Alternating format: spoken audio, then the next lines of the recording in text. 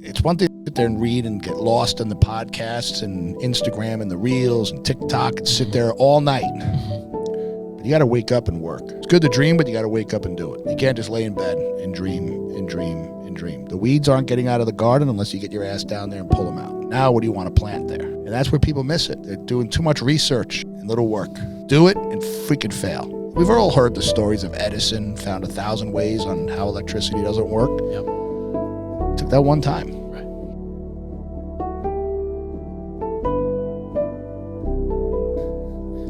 All right. Ladies and gentlemen, Dr. Steve Judson is back in the building, in the new room.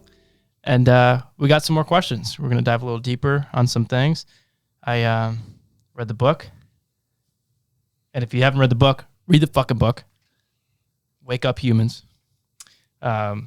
Jesus Christ, this is a mess of questions. Where do I want to start? Okay.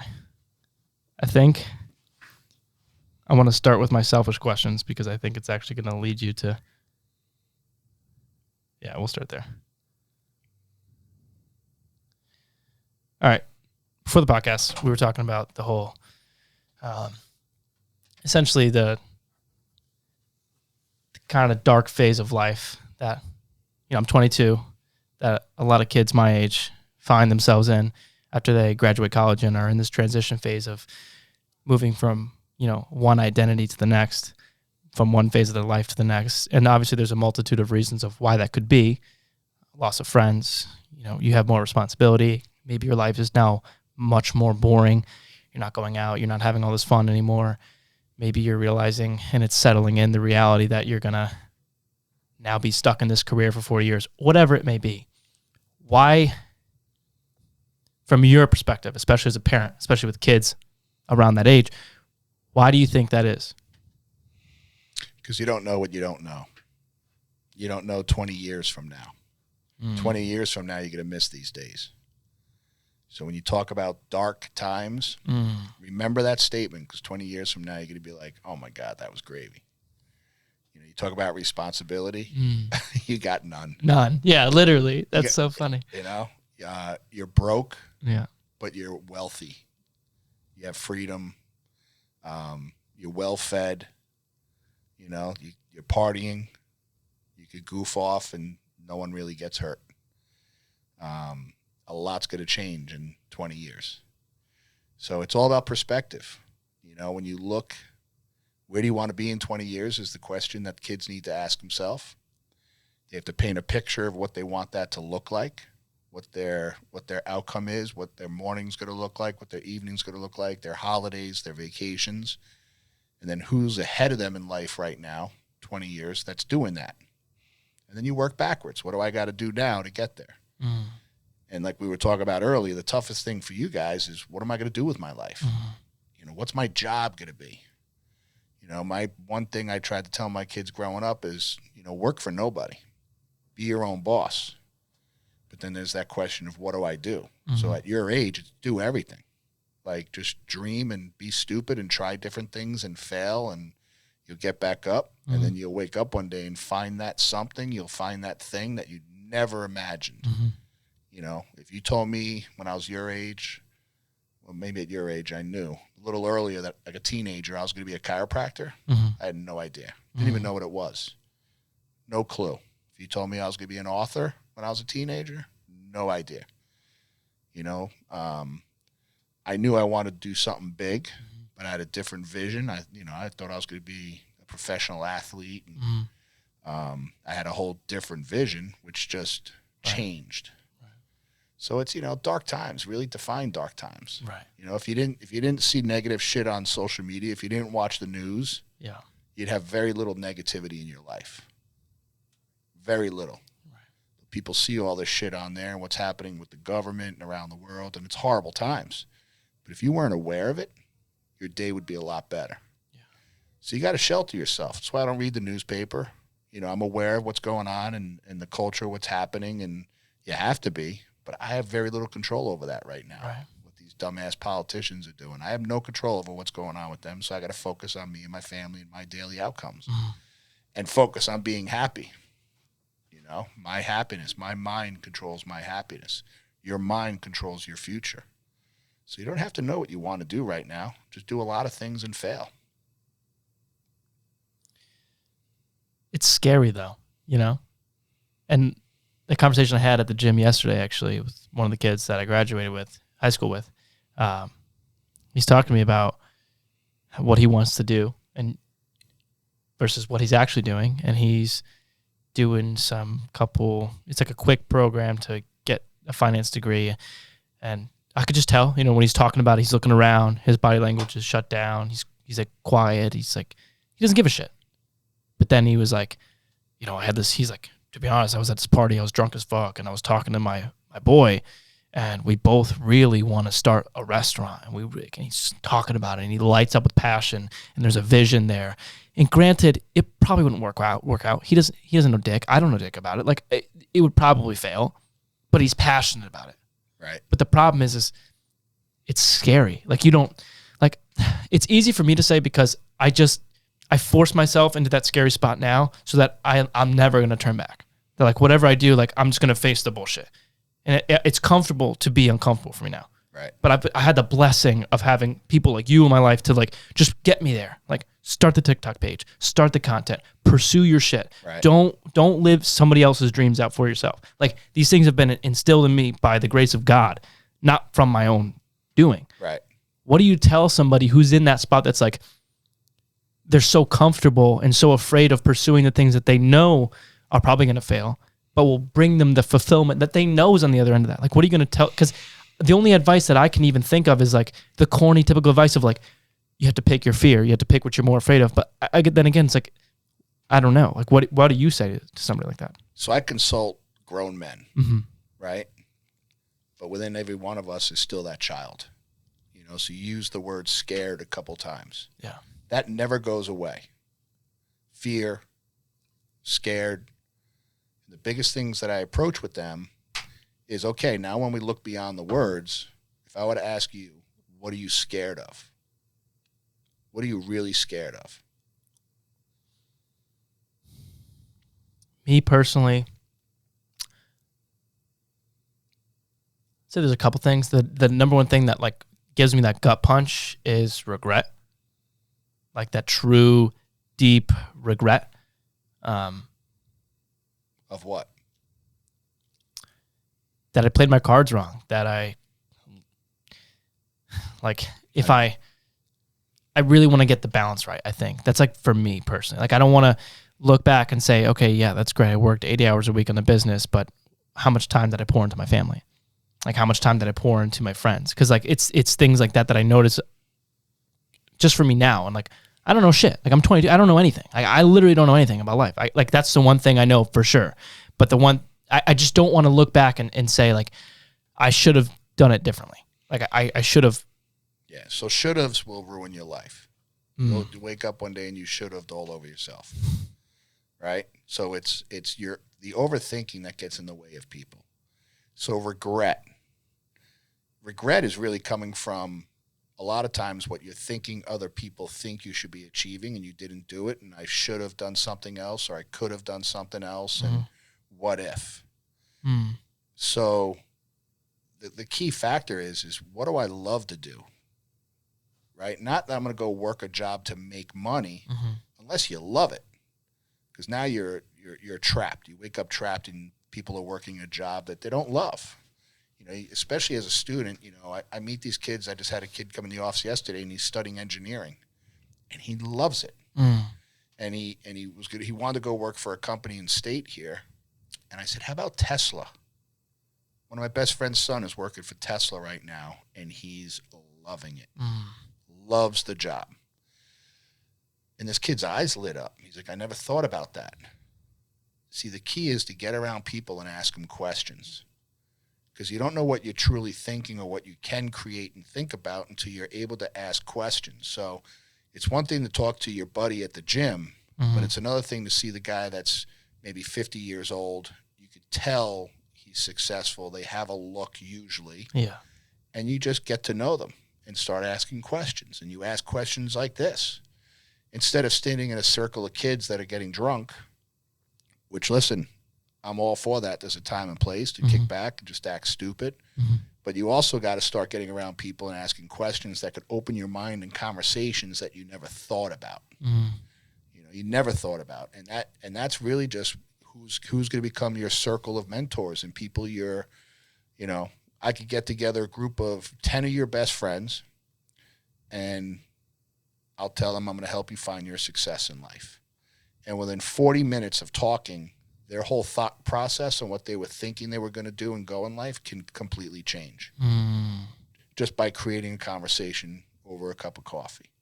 And that conversation, I could have added millions to their life. I've had 15-minute conversations on the phone with people, and they think they have a problem. They think they're in a dark place. They're afraid. And through a 15-minute conversation, they're laughing at the end like, holy shit, they're fired up and they found their direction. And 5 years later, they're worth millions of dollars from a 15-minute conversation. And that's the key. It's who you're getting around. And what's great about campus is you've got a lot of people that like to talk. Your people are trapped, your teachers, and just talking to them. And what I want to know is who the teacher knows outside the building. One of the best teachers I had in college, her husband was a professional. He hired for IBM. And I took her one class. She literally had me meet her after school with her husband, and they wanted to hire me as a motivational speaker. Oh shit! And that just happened by chance. But then we just would talk. We had maybe 4 conversations, and I was enrolled to become a chiropractor. Yeah. And he said to me, you could still be a chiropractor and do the motivational speaking, so I don't want to lock you down. And they were going to start me out with 6 figures, big money back then. And they trained you, and you go to Hawaii a couple times a year. They bring their executive. I mean, it was a whole big deal. But meeting him briefly really just opened up my whole consciousness to a different level. And that's where, when you really define your words about, it's scary. There's a lot scarier things. You could wake up tomorrow, have blurred vision. You got a brain tumor on your brain stem. I got a patient. I'm going to go stop by his house. They just gave him a month to live. That's scary. That's fear. You'll never have to think about where your next meal is coming from. Right. Go ahead and do a water fast for 10 days, and you'll know how some people feel. And that'd be a great exercise for people is take your 5 best friends and say, let's drink nothing but water. Maybe put some salt and electrolytes in it for yourself. And 10 days, just do that. And I guarantee you probably 80% of the people will drop out by day 3. What's scary about that is the weakness, the mental weakness, the I can't, the giving up. It's the discipline. It's the commitment. And I would even say try a 72-hour. Most people don't get through the first day. I've done this with people. I got a headache. I don't feel right. I got to focus. I got to go to work. It's all excuses. And those are the should-haves and could-haves and I didn'ts that stop people going to the next level. When you say that look that these people have, when you get around the people to answer the questions that you need to ask, what does that look? It's just a vibe, man. It's an energy. It's an energy. It's you could sit in an airport or sit here at school and watching different people walking around, and you just start to read them and get a feel. And it's it's not bulletproof. I was in Key West once, and me and my buddy were walking out of a bar, and there's this old guy on a bicycle with a long beard and scraggly hair and like a Grateful Dead shirt on. And he looked like he was like 75 years old. And my buddy looked at me and said, that guy's probably worth $15 million. There was a vibe about him. And on and my buddy that I was with is worth millions, and he's wearing, nice clothes, and he just has an aura and energy about him. He walks in the room, you look at him. One of my biggest mentors, Dr. Sid, would walk in a room of 1,000 people, and everyone would just start looking from across the room because he owned it. He owned himself. He owned his passion. He owned his purpose. He was on a mission. He was clear on who he was as a human being, and he walked with authority. And there's people all around us. Like when people get, oh, that sounds a little corny, start doing it. Mm-hmm. And just you'll see certain people and you'll pick up on it. And it's never failed me when I see people and I just have, you chat, you're looking at them. And I'll say, bro, you look familiar. Like, what's your story? Who are you? Mm.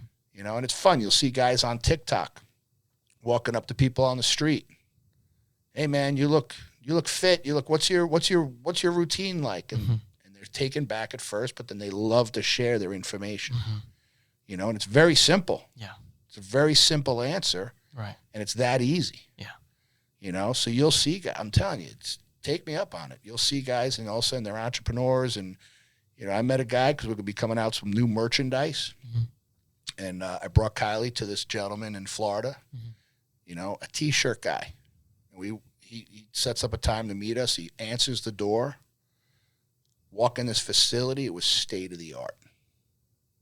And he looked sharp. So, he went from the mindset of we're going to order some T-shirts and hats to like, this is different. And he gave us a tour. And it was great. I loved this because I've been through this, but for my daughter to see this because she wants to be an entrepreneur. And I knew what he was doing. He wasn't there right away. Let's go sit down and talk about what do you want. He was building a relationship. Mm-hmm. He showed us back end. I mean, this place was huge and they do everything on premises and quality. Well, it turns out this guy's an entrepreneur. He's a serial entrepreneur. He goes in, buys businesses, builds them up and sells them. And then he was done. He was going to retire and just him and his son, they were going to go travel and turned around. And this T-shirt company, the owner of it died and the son really didn't want to manage it. And they approached him because they knew he was somebody in the neighborhood. So he bought it and he became a student of garments and hats and stuff. And just hearing him talk about this. And I said to him, how do you know when you build something up, it's time to sell? He said, I just get a gut feeling.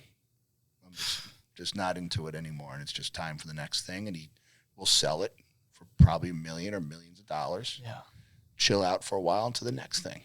And he takes his principles. And I said, well, he looked at Kylie because she started asking questions. And she asked about his success. Yeah. He said, always deliver what you say you're going to. He said, so if I tell you I'm going to have products ready by tomorrow and they're not ready, we'll stay here all night and finish it because I told you the date. It's going to happen. Yeah. And serve. Be there for people. He said, as many times, he goes, I become friends with my clients. I build relationships with them. He goes, I'll drop boxes off to their house. And, the way I found him was my son's baseball coach has a massive baseball organization down there, and he's a sharp dude. He's got his act together. But his merchandise is awesome. Every year I'm buying a couple hats and shirts, and it's always different, great garments. And I'm like, all right, this has to be happening. So I asked him. He said, go to this guy. He's great. And I knew for him to say he's using this guy, and and that's why when I walked in, because I've been to T-shirt guys where you walk into a little dingy place, and it's, or they're sending out to have it done, so they're upcharging you. Yeah. This guy was next level. And you knew by just his walk, the look, how he handled us, he was different. So I knew we were going to have much more. And he's a great guy. And now Kylie's working back and forth with him, and they're putting together a whole bunch of stuff. And because our merchandise has been blowing up, but we want to take more control of it. We got a whole Shopify account, but we're going to have our own. He says eventually you can have a warehouse full of stuff and just be shipping stuff from there because you could create more and you have more control over it. Right. And the product, like I've had stuff that was made and someone's like, yeah, the lettering fell off. I'm like, screw that. And I went and started making my own things. And they last, I don't know about forever, but it's good shit. Yeah. I need to talk to you about that after because we're looking to get we want some high quality stuff for, definitely for like jackets and whatnot for the business. But sounds like it's a vibe thing. It's an energy thing. If you're going to look for someone that can answer the questions and knows the answers to the questions that you need to hear at the times you need to hear it, it's an energy thing. And then, people, they get freaked out with that energy thing. Yeah. And I used to too. I used to think people were foo-fooey and until I grew up. Yeah.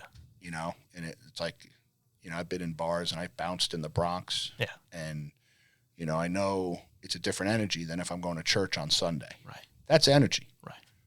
I could take you to church on Sunday and you're comfortable. Yeah. I could take you to my house and you're comfortable and the energy's great. Right. Then I could take you down somewhere else and walk into a building that's dark and unknown, and you just get your whole chemistry and your whole body changes. That's energy, you know? So I teach my kids too. I'm like, when you walk in a room, own it. Own it. You know, don't be a punk. Don't be cocky, but just be confident and comfortable and loving. Right. Eye contact. You know, that's energy. Right. You know, and then, you know, I see it with my son now. He's got such a beautiful energy about him. And he's not cocky. He's so humble, and he's crushing it. That's got to be amazing to see. And it's a beautiful thing to watch. And then you get these parents where he's the first one to always help the special needs kids and the kids that need help. Awesome. And that's awesome. On every team, you know, I've always gotten parents coming up to us like, your son made my kid's, you know, season. And he could be different. He could be cocky and arrogant. And God bless him. He is the opposite of that. Wow. That's got to be so fulfilling for you. It's beautiful. Oh. It's an awesome thing to see because kid's 15 and he's solid. Yeah. Got a way to go. He could still be an ass, I'm sure, but of course. Yeah. Comes with it. Wow. You know, so the reason I'm poking and prodding is because, you know, I want the advice for somebody who didn't have the blessings that I had. Like, I want the advice for the kid that I had the conversation with at the gym. Like, what is it going to take for somebody like that to find the person that can answer the questions? What is it going to take for them to be ready to hear the answers to those questions? Because, like, I know looking at myself, if you had told me the answers to the questions that I needed to hear when I was a junior in high school versus a freshman in college, just those 2 years, 700 days, is the world's different. Yeah. Like, I'm not going to, you could tell me exactly what I need to hear. You could, like, it could be scripted in the fucking stars, and it could be exactly what I need, and I'm not going to hear it. I'm not going to see it. I'm not going to do the things I need to do. Like, how do you get to the, because again, I'm ignorant. I'm 22. Like, how do you get yourself to the point where you're ready to hear those things, when you're ready to hear the answers? So I think the one of the first things is, you know, when you say, well, I'm ignorant, you're not as ignorant as you think, right? You're not as weathered. You haven't been on this planet as long as a lot of other people. Yeah. Doesn't make you ignorant. You just haven't been exposed to things yet. You know, I mean, how often have you been out of Connecticut? Yeah. I mean, think about that. Yeah. That's raising my kids. I'm like, when my kids are teenagers, I want to be able to drop them off at an airport in Connecticut, and I'm going to meet you in California in 3 days, and they could travel across country, get in a cab, get to the hotel, and do it all on their own. And we've done that. They've been in Manhattan, on subways. I brought them into situations. It was like boot camp to prepare them. And now they'll drive all over the country, fly over the country by themselves, and make shit happen, right? Because they don't know what they don't know. They were just exposed. Not everybody has that chance. Yeah. But they could create it for themselves. Right. And it's embracing the fear and being scared of something new and just doing it. Like, just going. Right. So you're not as ignorant as you think. So the biggest thing is for what your age group needs to sit down and get quiet. Lose the damn phone for a little bit. Get a notebook. I always say get a yellow legal pad and dream. What do I want? What do I want to do? What do I love to do? And just write, create, put music on, put your favorite music that gets you excited. Stand up, sit down. I've done seminars at my office where we've done this, and I'll play music, and people walk out of there like they've mapped out and have a direction of what they want. Now, that could change. You could start in that direction, and all of a sudden other shit starts popping up, which will happen. But you got to have the vision of where you're going. And it doesn't have to be perfect, and it could change. Like, people think, well, I don't want to put that down because what if I make a mistake and I'll regret it? Dude, you're going to get halfway there and you're going to meet somebody, and a different opportunity is going to open up. Different doors are going to open up. You're going to be a totally different person where you're going to go, well, no, I want to do this. It just starts creating a path for you, but you have to sit down and make it reality. You got to put it in writing. You know, what do your friendships look like? What do you do for fun? What's your faith look like? What's your finances? Where am I financially? How much debt do I have? Do I have to get out of that debt? What am I going to do to get out of that debt? And what is my future looking like? What do I want to create in my world? And I call it the 6 F's, right? So you mentioned the word earlier about finding balance. I have a tough time with that word balance. I don't think, I think of those scales. Yeah. And it's, you got to put more sand here to get, and then it's a little bit. And I remember being in physics class and doing this and trying to grab a grain of sand to just balance it. Mm-hmm.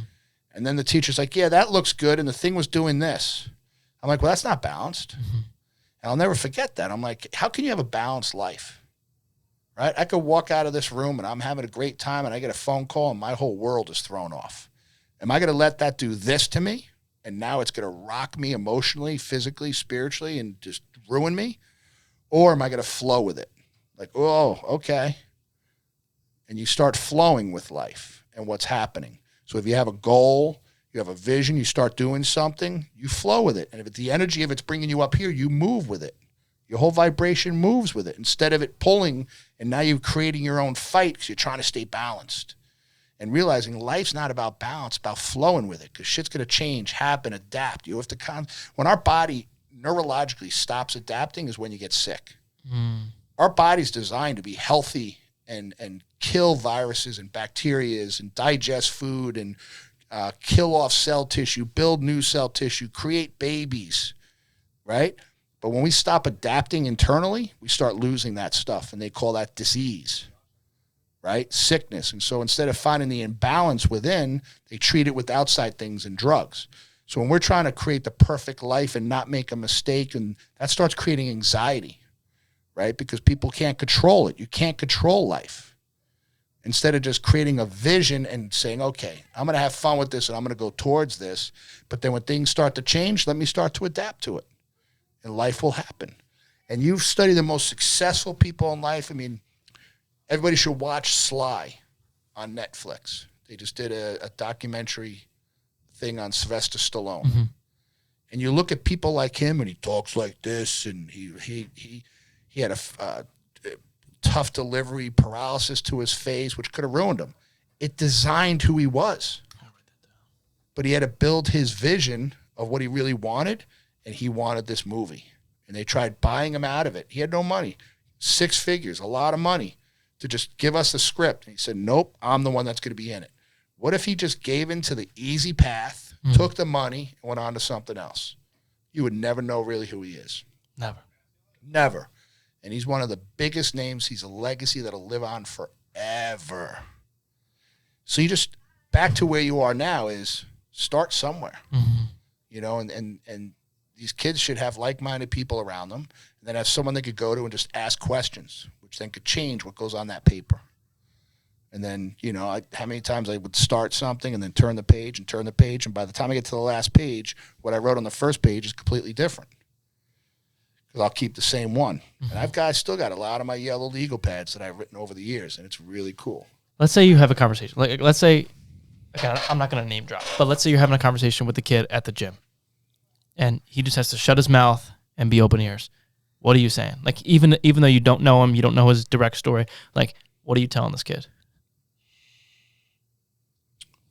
I don't know what he wants, so I don't know what to tell him. So what I'm asking him is, what do you want? And in that moment, and you probably just did this, things rifle through your brain. Maybe things you thought you wanted, you want. Maybe things your parents thought you wanted, things people said to you, things that you thought of. All this stuff happens in a millisecond. And you'll see it with people. Their eyes kind of bounce around for a minute, right? All through our schooling, how many people look us in the eye and say, what do you want? And it's one of the toughest, like, what is your purpose? Like, my purpose in life is to wake up humans to their passion and purpose in life. I love doing that. I love finding me who I don't have direction, and after a series of conversations, their whole world's blowing up. What do you want? I want to be a millionaire. Awesome. Why? And that just, the conversation changes. Well, then how are you going to do that? Get a job. What kind of job? And you'd be amazed what people they don't know. Right. It's such a simple conversation. Right. We're focusing on a degree instead of the outcome of that degree. Right. Well, I want to be a doctor. Why? I want to make a lot of money because they see doctors driving around in Mercedes. Yeah. Doctors don't make a lot of money. They make great money, but define a lot of money. Right. There's guys I know that make a lot of money, and there's people that make a shit lot more than them. Right. There's always someone that's got more. But the higher you go up on that ladder, those people aren't working for people. They're owning things, selling things, producing things. They have multiple streams of income. So where do you want to go with that? I want to be an influencer. I know kids that are being influencers now that don't have two dimes to rub together. They look great on social media, but they haven't done dick. Mm-hmm. The problem I have with that is you're in this false paradigm. Right. You think you're successful. Now you're losing time to create and actually produce and make the money. Right. And I see that. And I see it in my own profession. These guys, and I know, I'm like, bro, let's build the bank account up. Let's be real. Let's be legit. Yeah. Not just for the crowd and the follows and you bought a blue dot. Right. I'm like, you bought a blue dot and you got 13 likes on this damn thing. Right. And you've got 30,000 followers. Yeah. You're living a lie. Yeah.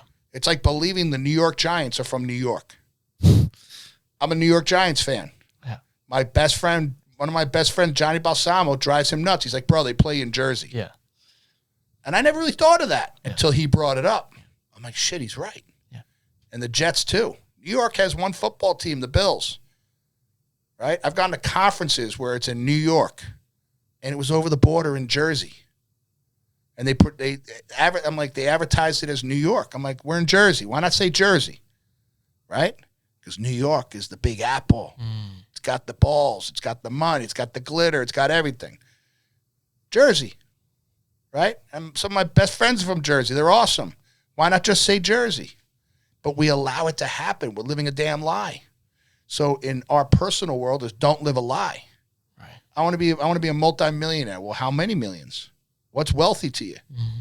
Right? There's one thing to be rich and wealthy means you don't really have to work. Money's coming to you. My grandmother said real estate's great for that. So I got involved in real estate. It's a great formula. Right? So I use my doctorate to produce money to buy real estate. Right? There's things I'm learning now that I wished I learned earlier about. I would have had a lot more businesses open when I was younger that I'm doing now that they would have been built up by now. So it's the kid at the gym. It's the biggest thing to get through with the kid at the gym is it's time to grow up. Don't be a bitch and start becoming who you're supposed to be. But you're not going to become who you're supposed to be if you don't know who you want to be. So mommy and daddy are done. It's time to make your shit happen. And that's going to take work. It's not working. Everybody wants to work part-time and make money.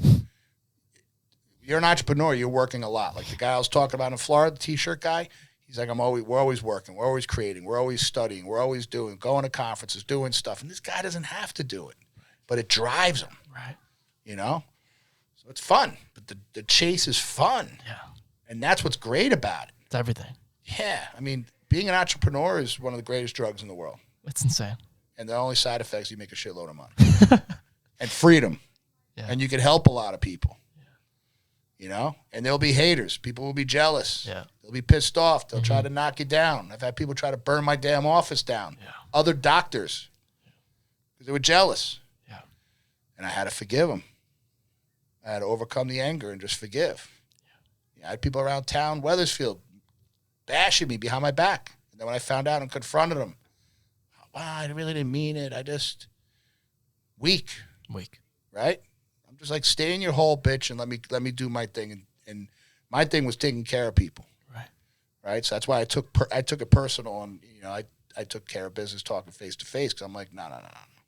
If I'm a drug dealer or something, or if I'm hurting people, and right, all right, I deserve some strong criticism, but no way.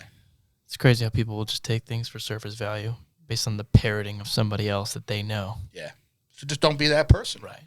You got to the whole thing is to either talk about them or understand why they're in that place. Right. And it's the paradigm. Yeah. It's the story that they've learned and they're holding on to. Right. And listen, man, like what we're going through over the past 3 years, and there's people holding on to a story that's been proven wrong. Right. And they're still holding on to it because they can't be wrong. 100%. Instead of being humble and just, shit. We're wrong. Right. I learned something from that. Right. What could we do better? 100%. Right? Yep. The whole world would be different. 100%. That's the thing that immediately I think of is people being so vehemently opposed to Andrew Tate. Love him or hate him. Yeah. Like, my immediate, I didn't know anything about him. And then people were like, fuck Andrew Tate. The kids that were living in the building I was living in, they were like, he's an asshole, he's a piece of shit. So immediately I'm like, who's this piece of shit everyone's talking about? And I see all these like clips online, and he's like, it seems misogynist, like the shit he's saying. It's sound like a surface level 30-second clip seems pretty fucked up. And I'm like, all right, let's look at the interview. And then you watch the interviews and you're like, again, love him or hate him, nobody that's parroting these things are even taking 5 minutes to listen to a full 5-minute conversation that he's having. And that's the exact thing that they take and they apply that to fucking everything. You know what they hate about him? His strength. Yeah. Because it exposes their weakness. Right. That's all it is. Right. He's a tough guy. Yeah. He calls people out. He talks, with an edge. Right. And that turns people off. Right. Because we're supposed to be sensitive and nice, and we're all equal. We're all one. Wake up, we're not.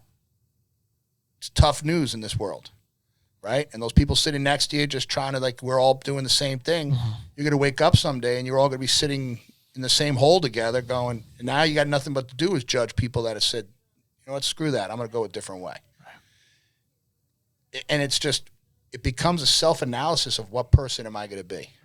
Right? You take all 10 of those people and you sit across the table, and now you walk Andrew Tate in the room. Right. And say, guys, can you tell him what you were saying? Right. Not one of them. They'll melt. Right. He'll probably give them all a handshake, a hug. Yep. What's up, guys? And they'll fall in love with him. And then he'll pull away in his Ferrari or whatever. And people get pissed off he's got a Ferrari. Well, he bought it with his money. He earned it. Right. I don't know him personally. I don't know how he makes it. He sounds like he's an entrepreneur and he's doing great. So I can't speak from personal experience. Right. But I've seen this with people my entire life. It's the guy pulls up in a Porsche and he's an asshole. Why? Because you drive a Honda? Right. Instead of saying, hey, is that Porsche paid off? How did you get the money to do it? Right. What's your world like? Right. Can you teach me to do that? Exactly. Now you're not calling him an asshole. Exactly. Right? Success leaves clues. Find successful people, learn from them, copy them. Right. And when you get around successful people, you're going to learn bad things too. That you're going to say, well, I don't want to do that. How can I do it better? Right. And then when you do it better, you clean it up. You're going to mentor someone else who's then going to realize where you're an asshole and say, well, I'm going to do all that, but I'm going to avoid that. And now they're getting better. And every time we do that, we're cleaning up the bullshit. Right. And people get better, more successful, more abundant, happier, healthier. I can't help but think that a huge reason why is because society just presses the idea that you're perfectly fine the way you are. You're just amazing the way you are. And you probably are. You probably are. There's nothing wrong with who you are. Right. But people want more. Right. And that's okay. Right. Well, that's the point. Is like, I think that the caveat is you're perfect the way you are because you are the way that you are. So who you are in this present moment right now is perfect because that is how it is. Right. But who you are tomorrow is not good enough based on who you are today if you stay the same. And people are fed that idea, and that's why when people see someone pull up in a Porsche and they have a Honda, and they know that if they did the work that it took to get the Porsche, that they would feel the feelings that come along with living that life, but they know that they didn't make the right decisions. They knew that they ate the cake at 2 a.m. when they shouldn't have. They knew that they didn't work their ass off, and they made all these poor decisions that brought them to the life that they had. But I can't help but think that it was because that's what they've been fed through the education system, especially through the education system. Listen, sometimes what you're being fed is going to give you food poisoning. And you got to say, all right, am I enjoying this? It all goes back to, what do I want? You have to answer that question, knowing it could change, right? Right. What do I want? As a man, what kind of man do I want to be? How many kids do I want? Do I want to be married? Where do I want to live? What's my day? What do my habits look like? What does my day look like? Where do I want to travel to? Right now, every time this year, day after Christmas, I would take my family to somewhere warm. Now we live there. So now it's like we're going to Tennessee. I'm like, this better be good. Right. We're going to Dolly World and shit like that. And we'll have fun. Yeah. But it's not like getting on a plane and going to Sarasota or Aruba or something. Like, we live in the Caribbean. So now it's like, what do I do? Right. right? We'll go skiing in Utah or something in February. Yeah. Okay? But things change. But it's a beautiful change. Mm-hmm.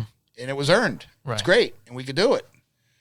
So it's, when you look at someone like these guys that are the ultra successful, they started somewhere. Right. And we had to get over judging people who are succeeding to make ourselves feel better. Right. Join them. Right? And if, I've had mentors that were complete assholes, but I knew there was things I needed to learn from them until I was done with them.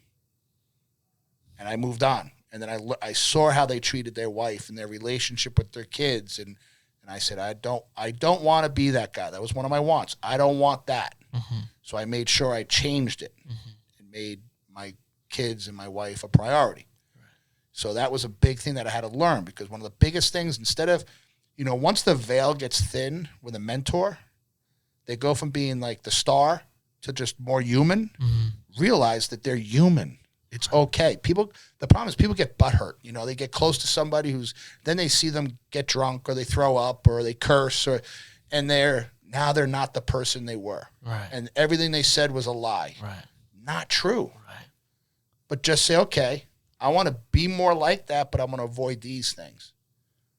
Some of the greatest things you'll learn in life is, what not to do by a lot of these people. Right. And I'll tell you, one of the biggest things is how not to get successful making money and then lose your family in the process. And someone at your age has, most of the kids, like the kid in the gym, is not even going to be thinking that way. That's why one of the 6 F's is family, right? What do you want your family to look like? You put on a piece of paper, family. I knew I wanted 5 kids, and I wanted a son named Hurricane. Yep. I knew that, but at 18 years old. I have today 5 kids, and my son's name's Kane. I had that in writing on a yellow legal pad for 30 years before, 20 years before it happened. Well, less than that then, right? So around 18, whatever. I had it in writing. Right. And I started having all girls. He's number 4 or 5. Yeah. And people are like, are you going to stop? I'm like, no, I got to have a boy. It's part of the plan. It's part of the vision. Right. We'll have 10 kids if we have to. Right. And Tammy never said no. We could have. And then we ended up with Kane. Wow.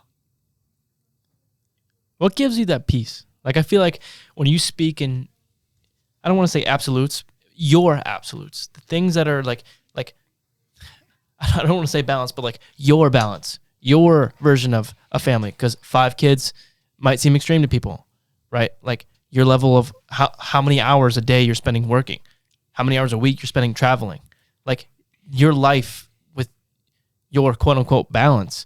Like, how are you so at peace when you speak about these things? So that's a great question. So I'm at peace because I live within my paradigm, what I've created.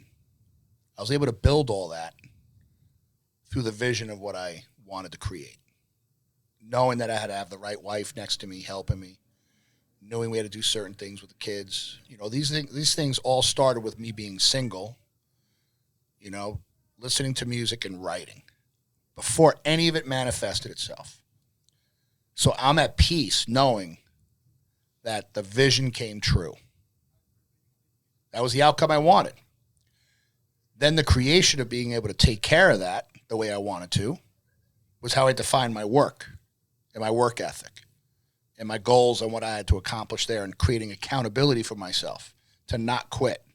And when I failed, to realize that's a lesson. I'm pissed. It sucks. What do I learn from it and move on? Not quit. Because I quit, many get hurt.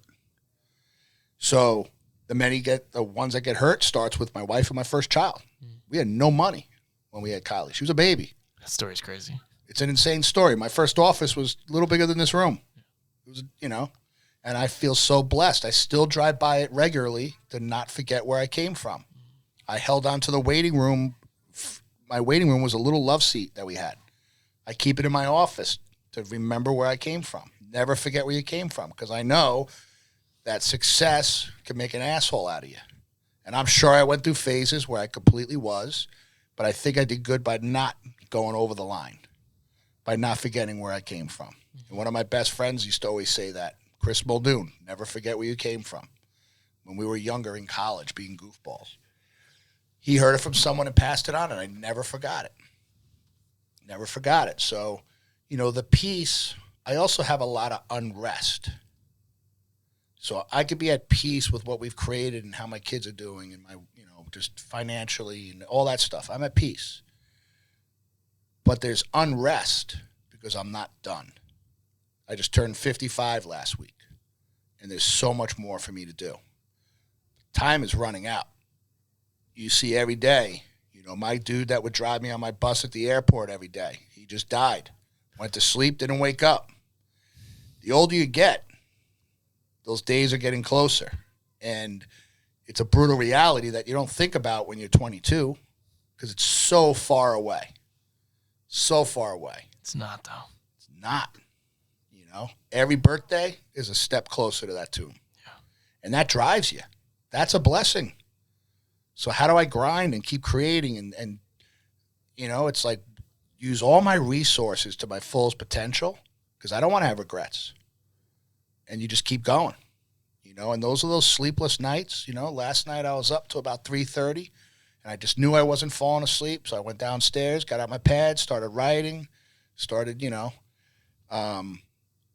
and people say, how do you do that? I'm in the middle of a fast right now. Because I knew we had this big party over the weekend with Thanksgiving. Mm-hmm. So now I'm doing a 72-hour fast. It's just part of the system. But when you start doing stuff like that, your brain starts opening up and like this voice starts talking to you. So I had all these thoughts last night that I don't fight it anymore. And I got up, went downstairs, and just wrote shit out. So is there such a thing as peace? I think there's definitely peace within who you are. I always said I want to wake up and be 80 and be at that Thanksgiving dinner with all my kids and the grandkids, and I did it. I did it right, and that's just a feeling you get for whatever that means to you. That gives you peace, and I'm at complete peace with that. I'm at complete peace where my life is now. I'm at complete peace over some decisions I have to make in the next 6 months.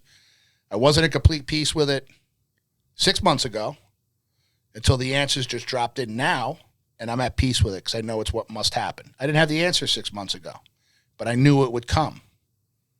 And that's a principle people need to understand. You have a challenge, you pray on it, you put it out there to the universe and say, I don't know the answer to this, let me know. And all of a sudden you're up at 4 a.m. and it's like, boom, boom. This summer, August, in Atlanta airport, I was grounded because of the weather. There was a hurricane that hit or a tornado. And I slept on the floor for 40 minutes, thousands of people around me, and I'm like, I'm not sleeping here. I got up and just started walking through the Atlanta airport, and all of a sudden, things that I was not peaceful about and struggling with, all the answers came to me. And I just pulled out my phone, spoke it into it, so I had it in notes, and that's it. And I've made 3 out of 9 of those decisions have happened already, and it's been life-changing for me. And that's what happens.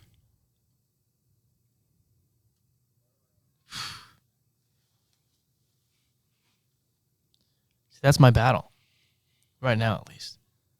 Like learning to be completely at peace with my drives, what gives me balance, what makes me happy, what makes me want to continue to do the things that I do. Because, like, here's a good example. This is so stupid. Like, it sounds so ridiculous. When I play video games with my friends, I get so fucking mad when I lose. It's unreal. Like, I don't fucking break shit. But I get so pissed. And people are like, how do you get so mad, dude? Like, grow up. And I sit here and I'm like, it's such a good point. I'm 22. I lost a fucking game of FIFA and I'm getting so mad. I'm like, this fucking asshole. Like, I'm like childish. But then I think about it and I'm like, okay, that's the same exact reason why the business is working so well. It's because I get so pissed when shit's not working out. When I try hard and I'm competing and it doesn't work out, I get so mad. And that's what drives me. Not necessarily the anger, but the desire to win, the hatred to lose. Yeah. Like, it's what gets me up. And when I have 2 gigs and I have to edit till 2 a.m, and then I have to make your content and you're getting it at like fucking 1:40 in the morning because I had to work all day, and then I have to wake up the next morning at 6 to hit the gym. Yep. Like, that's the drive. Yep. That's the drive. And so to me, it's so hard to get up. And now that I'm even saying it out loud, the reason why there's even the desire to be like, maybe I shouldn't get mad at the video game, is because I want to abide by somebody else's rules. But the people that are saying, why are you so mad, are not going to start a business. They're not going to be a successful entrepreneur. They don't have the drive. Now, again, they might not be synonymous. They might not be the same thing. I'm probably not going to be raging at video games when I'm 60 years old. I'd hope so. But to me, it's like I'm really trying to get in the process of learning to be at peace with those things, because I feel like it's just a part of who I am. Right. And like, I don't know. Like I feel like the reason I'm saying it is because I'm hoping you say something to help me fucking just like, fuck you guys. I'm just going to be me. I'm just going to do my thing.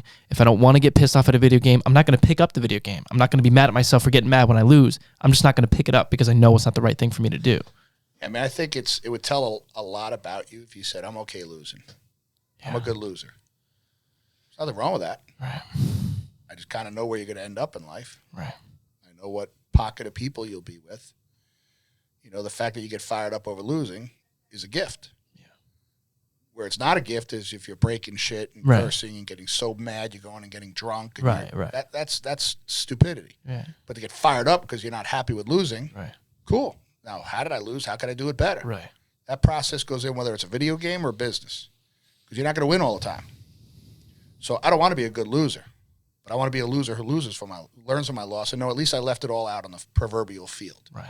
You know, if I dogged it, then whatever. But we got to learn how to deal with losing and failure and how to keep driving, because that's where true success comes from. So it's good to have a lot of losses. Right. You will. But it's not ever quitting. Of course. Is the key. Of course.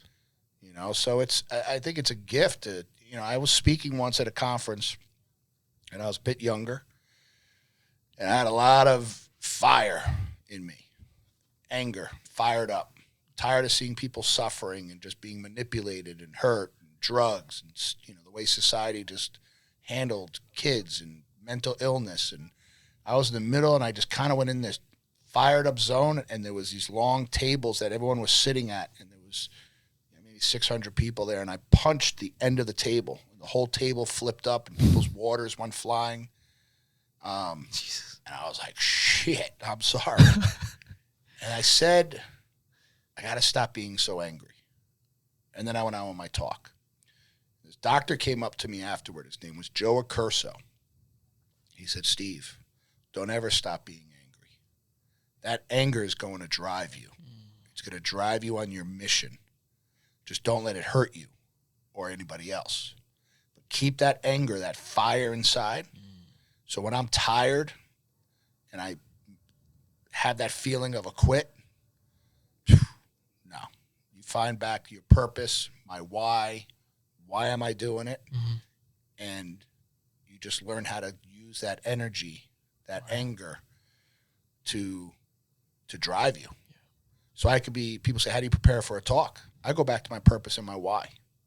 And that'll put me in a state of mind immediately. It's insane. That I could step in front of 20,000 people and blow shit up. Because it's taken that much time and work to get to that point.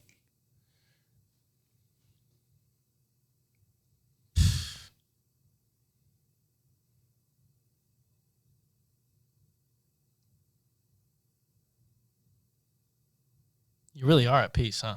Oh, yeah, man. That's fucking cool. See, that makes me excited. Because I feel like, at least for me, like, you know, listening to Jim Rohn or Tony Robbins or Jordan Peterson or any of these guys that seemingly, you know, live a life similar or within the same realm that I want to get to eventually. You know, it's a person in a screen. It's a podcast I'm listening to that has millions of views. Like, it's foreign. It's not, you know, it's not you sitting here talking to me. And like, I don't have that. Like, I never hear it from an individual that can like give you context on my life. Like, right. It's so to me, it's just like, oh. Well, that's why, you know, cell phones are one of the greatest things ever. Right.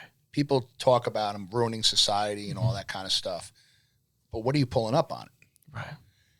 You don't have to leave your house, and you could have 20 different lessons and conversations. Yeah. That could change your entire life. Literally. You know, if if I pulled up someone's cell phone and you started going through whatever the TikTok and the algorithm, what starts showing up, it's going to tell you a lot about that person. Right. So all those people you talked about all show up on my algorithm. Yeah. I'm a big Tony Robbins guy. Changed my life. You know, I've been studying him since I'm a little kid. Awaken the Giant Within was his first book I read. Amazing. It's that fat. Such a good book. And I read it a couple times. So good. And it pulled me through a lot of hard times. And people, oh, the guy with the big teeth. I'm like, that's all you see? But that's okay. Right. You know, it's in order to be the top, let's say 20%, there has to be 80% that aren't doing it. Right. I want to try to help them, but many are not going to follow. Mm-hmm. And you can't change that. So all you can do is focus on yourself. Right. You know, and that's where the peace comes from, not judging those people, but also not sitting with them. And knowing what you want and realizing there's relationships you're going to walk away from. Right? And when you walk away from relationships, they're going to talk shit about you. Who cares? Who cares? It's when people are talking shit about you, you know you're doing something right. That's when you're putting yourself out there. The Maya Angelou poem, Our Deepest Fear, everyone thinks Nelson Mandela wrote it, but it was what he read when he came out of prison, Our Deepest Fear. People need to study that poem. I tell all my kids about it. And you start sticking your neck out there, you know, and you just can't be afraid of being noticed, recognized, criticized, ridiculed. As long as you're on purpose and you're coming from the right place, you'll stay on mission. It's just finding your mission. Having a purpose statement. Mine's to wake up people to the passion and purpose in life. What's your purpose? And I've asked hundreds of grown men that, doctors, and I don't know, I never thought of it. It's not their fault. We've never had anyone, you know. How did I learn this stuff? Tony Robbins. You could do the same thing. Listen to every freaking tape interview. Go to his conferences. Go to Unleash the Power Within, Date with Destiny, Business Mastery. I can't wait. Go. You gotta. Yeah. Well, how much is it? Wrong question. Wrong question. Don't eat for 6 months if it means going there. It will change your life. The guy with the big teeth? Yeah, the guy with the big teeth. Yeah. Yeah, the guy that's flying on a helicopter to the conference. Right. Have you heard of Dr. David Sinclair? I've heard of him. He does a lot of the longevity work, a lot of the work on like the studies around like fasting and so long story short, I'm fasting every day now till like 4 or 5 p.m. Oh, is he doing the intermittent? Yeah, basically, yeah. I just feel way better. Yeah. You do not need to be eating that much. Right. All of that shit is bullshit. You don't realize until like I'm like a week in, I'm like, I feel fucking amazing. I have an extra gear now. I'm like, holy shit. Yeah. And it's less thinking. Yeah. Way less. Yeah, literally. It's like mental freedom, physical freedom. Yep. So how old were you when you started listening to Tony Robbins stuff? I want to say I was around 12, 13. Holy shit. Young. Wow. I'd have to really sit down and go back. I probably have the date written down when I wrote that book, so I always write down the date that I started reading it. Now, obviously, it was different because it was what, CDs or cassette tapes? Cassettes. Yeah. And you actually had to read the book. There was no Audible or anything. Right. Yeah. Because the thing so I think a modern struggle, and it's a very, like, this is like a 1/10 of 1% struggle that I want your 2 cents on because I feel like not many people can actually speak on it.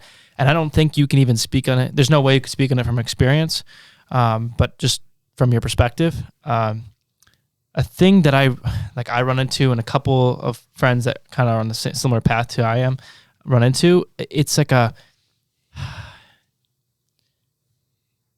overdiagnosis problem.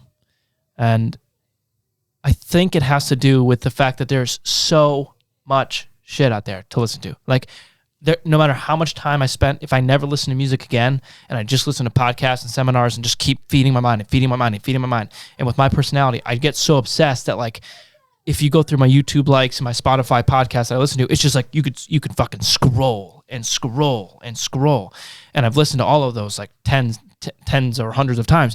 And the problem that I run into is, like, there's so many problems that I can, like, you want to take the personal development umbrella, like, I can identify all of this bullshit within myself of, like, I could do this, I can optimize this, I can hop in the sauna, I could do red light, I could do cold shock therapy, I can fast, I can do this with a business. Like all this information that I can just keep chugging away. And I feel like to give you the real life example, like last month, I realized I hadn't listened to Tony Robbins in like a year. And it wasn't necessarily a good or bad thing. It was just kind of the way my interests were flowing. But I was in a spot where granted, there's a lot of things going on, college is done, whatever. But I was like, I feel like I kind of lost my grounding to my roots of the shit that brought me to the spot to where like I first became obsessed. And actually, that was like around the time when I was going to your beach house and stuff like that. And we were having the conversations about Goggins and stuff like that. That was around the time when like I was like really starting to get, invested. And I wasn't listening to those, exact interviews or those exact podcasts. And I think like it's like a weird jealousy. It's not real jealousy, but it's like I feel like if I was to grow up with the cassette tapes where it's like I'm listening to the same exact thing, I'm reading the same exact books, and I'm just getting deeper in them, deeper in the words, deeper in the message of the same message, but learning more about that same message. Like I feel like there's such a I feel like I can't even put the right words to it, but I feel like it's more, maybe it hits harder, maybe it's more impactful, maybe because I guess I'm so competitive that I just overthink and like, how do I optimize this? How do I optimize this? How can I optimize this? The way that I do everything. And I feel like it kind of drives me crazy to a sense where like I'm trying to learn so much and do so much to the point where like I'm losing my roots. I'm losing just the core things of like the Tony Robbins interview that I was listening to was like, you feel a certain way, but that's not how you should act. Like a basic principle. And it's like, I feel like I lose sight of these things because of how much information overload I'm imposing on myself. And like, I don't know, how would you reconcile that to be in these shoes? See, you look at an oak tree that could be 50 feet tall, right? Mm-hmm. Started out as like a seed, right? An acorn. And it developed its roots, its foundation. And then it grew far away from those roots. But the roots are still the foundation. So you're going to pull away from where you are because it gets familiar. Mm-hmm. And then you'll hear the next guy come out, next woman come out, and you start following them. This is what happens with the social media stuff. But the roots are still there. And eventually we always go back to our roots, but now you're a different person. So you read the same thing, but you're going to read it differently because you're a different person. And you'll still gain value from it, which is why I have 1,000 books. Like I hold on to my books, and what I'll do is just grab a book off the shelf and I just look at the highlights and the stars. Right? And I'll read a sentence that was important to me back in 1998. It's important to me today, but I have so much more clarity over that. And I also remember where I was back in 1998 when I read that, which is why I always date. I have certain books that I've read 6 times, and I have the date when I started it, and it's spread out over 20 years. And I'll go back to it. So you can't reinvent the wheel. So all these people, these new influencers coming out, majority of them went to Tony Robbins, sat at Date with Destiny with him, and found their purpose, and now they're online blowing it up. That's where they got it from. I could tell by their language, what they're saying, and every now and then they'll drop it in. Tony Robbins says, and I'm like, there it is. I see it.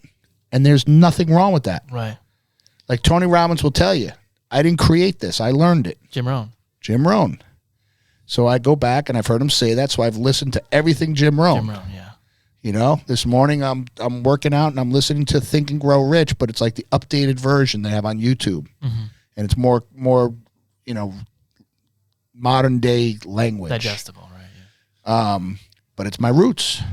So it's okay. You got to let go of where you are to get where you want to go. Mm-hmm. But don't forget where you came from. And a true foundation of roots are these principles. It's not Tony Robbins.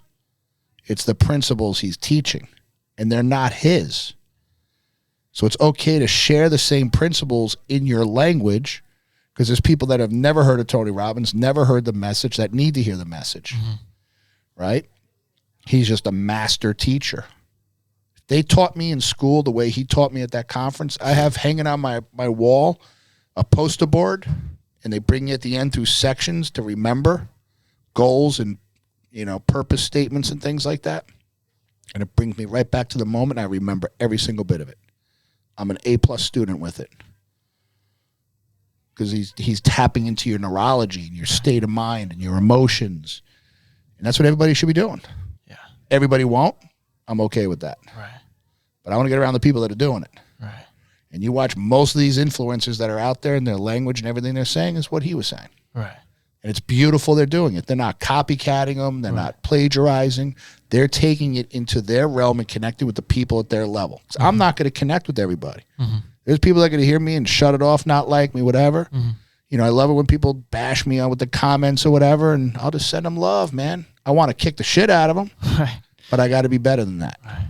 So you got to reverse it. But if you're going to put yourself out there and try to help people, you're going to attract your people that are going to listen, and you're going to help and change their life. And ultimately, that's what it's all about. It's like you making all these videos and things you're doing. It's impacting people forever. Because once it's made and it's put out there, it's never gone. Someday your kids are going to look at that and go, wow. Whether it's the baseball team, the basketball team, the creativeness and everything you're doing, it's really cool. And you had one where I think someone took a video or a picture of you on the ground filming, and it was like the behind the scenes. Yeah. That's what people need to see. Yeah. The behind the scenes. I mean, not the highlight reel, but it took laying on the floor for a couple hours filming, going in a room and capturing a minute, but it took that work and that dedication to create that. Yeah. And that's where people fail. Mm-hmm. That's where they quit, throw in the towel, go the easy route. I'm going to go work for the state. I get free benefits. Mm-hmm. All right. Enjoy that life. Right. It's not a bad life. Do you want that life? If you do, you're very cushioned. Go for it. Right. I think, it's everything. Just knowing what you actually want. Right. I think, and that's a big reason why Cal and I are still so adamant about getting in the room once a week and filming. It's not because the podcast gets no fucking views, right? Whatever. Like, there's a multitude of reasons why. It doesn't really matter. We want to document so that 20 years down the road, when shit turns out the way it turns out, people can look back and say, this is where it started. These are the roots. The roots are me right now asking you these exact questions, figuring it out, because I don't want it to be a mystery for people when things start just working out and he got lucky or whatever. It's all here now. All of it's here right now. You're also trapping history for your future kids and grandkids. So that's how I look at every time I make a podcast and I go in my studio. It's brilliant. I get a thought flash and I get something that I think's important. Mm-hmm. 50 people may get it tomorrow when Michelle posts it online. But 20 years from now, 40 years from now, one of my great-grandchildren that I may never meet will be able to hear my voice and my message and go, wow, that shit was cool. That's what I look at. Mm-hmm. That's the ultimate legacy. That's the ultimate wealth, how you could use this. And when you talk about, people aren't going to watch it, whatever, it takes that one video that people watch and they sit up all night and go back to all the other ones, and all of a sudden, it's that one video blows up. I had a video, I did a podcast about 5 years ago with a guy, totally forgot about it. And I had a guy call me from Spain who listened to it, who I'm now helping, right? He was just very unhappy, confused, financially successful, but just disoriented. Marriage was falling apart. 6 months later, it's like his whole life's turning around. And he just needed a mentor and someone to listen and then give strong perspective and truth to him. Not kiss his ass because he's financially successful, but be real with him and call him out on his bullshit and then help him discover what he can change. And I may never meet this guy. He's in Spain, right? But he listened to a podcast I did about 5 years ago that I forgot about, which led him to reading 2 of my books, to reaching out to me on social media, where I erased it the first time because it was like Instagram, so I wasn't following him or whatever, so I thought it was just another scam. Yeah. And like the third time, I'm like, what is this? I'm like, okay. So you never know You never know how far-reaching something you may think, say, or do today will change the lives of countless millions tomorrow. B.J. Palmer, the developer of chiropractic, said that. So you never know what you do today, what decision you make in your life right now is going to change your life and millions or thousands of others 5-10 years from now. 100%. It can even just be locally, and that's that was one of the reasons, because it's especially being young and more vulnerable to what other people think about you. It's like one of the big things that Cal and I had to face, especially last year when we were continuing to do the podcast and having to face the fact that, people, talk shit, whatever, who cares? But at the same time, when you're 22 years old and you're in college and you're experiencing it, it's very different. Of like, oh my God, 16 views, or personal development, 22, you're in college, you're not making millions, you to some extent, there's a lot of validity in what they say. But then again, the concept is still the same of, the exponential value that you provide by just helping one person. Right. Because if you help one person and they influence the people that they know in their network, and that just hits one person and they influence people in their network, the instantiations are massive. You're one person away from, you're a couple people away from impacting millions of people. It's the butterfly effect. You ever read that book? Mm-mm. Great book. The butterfly effect. And it's, a bird flapping its wings in Connecticut is starting a tornado in Hawaii. And the principle of just affecting one and the energy flickering and changing the whole oscillation of energy can just change everybody's lives. Which is why I say to chiropractors, if we could get on board with a single message, right, and be a pure chiropractor. How's your atlas? If people could understand that one principle, and I could do it in Connecticut, and then branch it out to Jersey, New York, Philadelphia, and it spreads. That's the butterfly effect, and it's a single message that we're educating people on. Very simple. That you keep your atlas and your brainstem clear, your life's going to be totally different. And you got to be going to a chiropractor to do that. And remove the stigmatism of what society's created on chiropractors, right? Because, sick people make a lot of people wealthy. Healthy people don't. And if people catch a hold of that principle and then taking better care of themselves and living clear, how's your atlas? And that could now flutter across the entire country with a very simple message with love and purity. You transform the healthcare system. And I always think of the butterfly effect with that, which is why we make the videos and the podcasts and writing the books and doing lectures. And more of it's happening. More chiropractors are cleaning up their offices, cleaning up what they're doing, not trying to be physical therapists and, all things to all people. You want acupuncture, go to an acupuncturist. You want physical therapy, go to physical therapy. You want chiropractic, you go to chiropractic. It's the only profession that can remove pressure from the nervous system with our hands. And it will change lives. And when young people realize that and start living clear, it takes away all the chemical imbalances and confusion, and the brain chemistry, and their body just relaxes, and it's in parasympathetic healing creative mode. Your whole life changes. Whole life changes. And then all these things we've been talking about have a better chance with clarity of coming into fruition, because your body's now connected neurologically.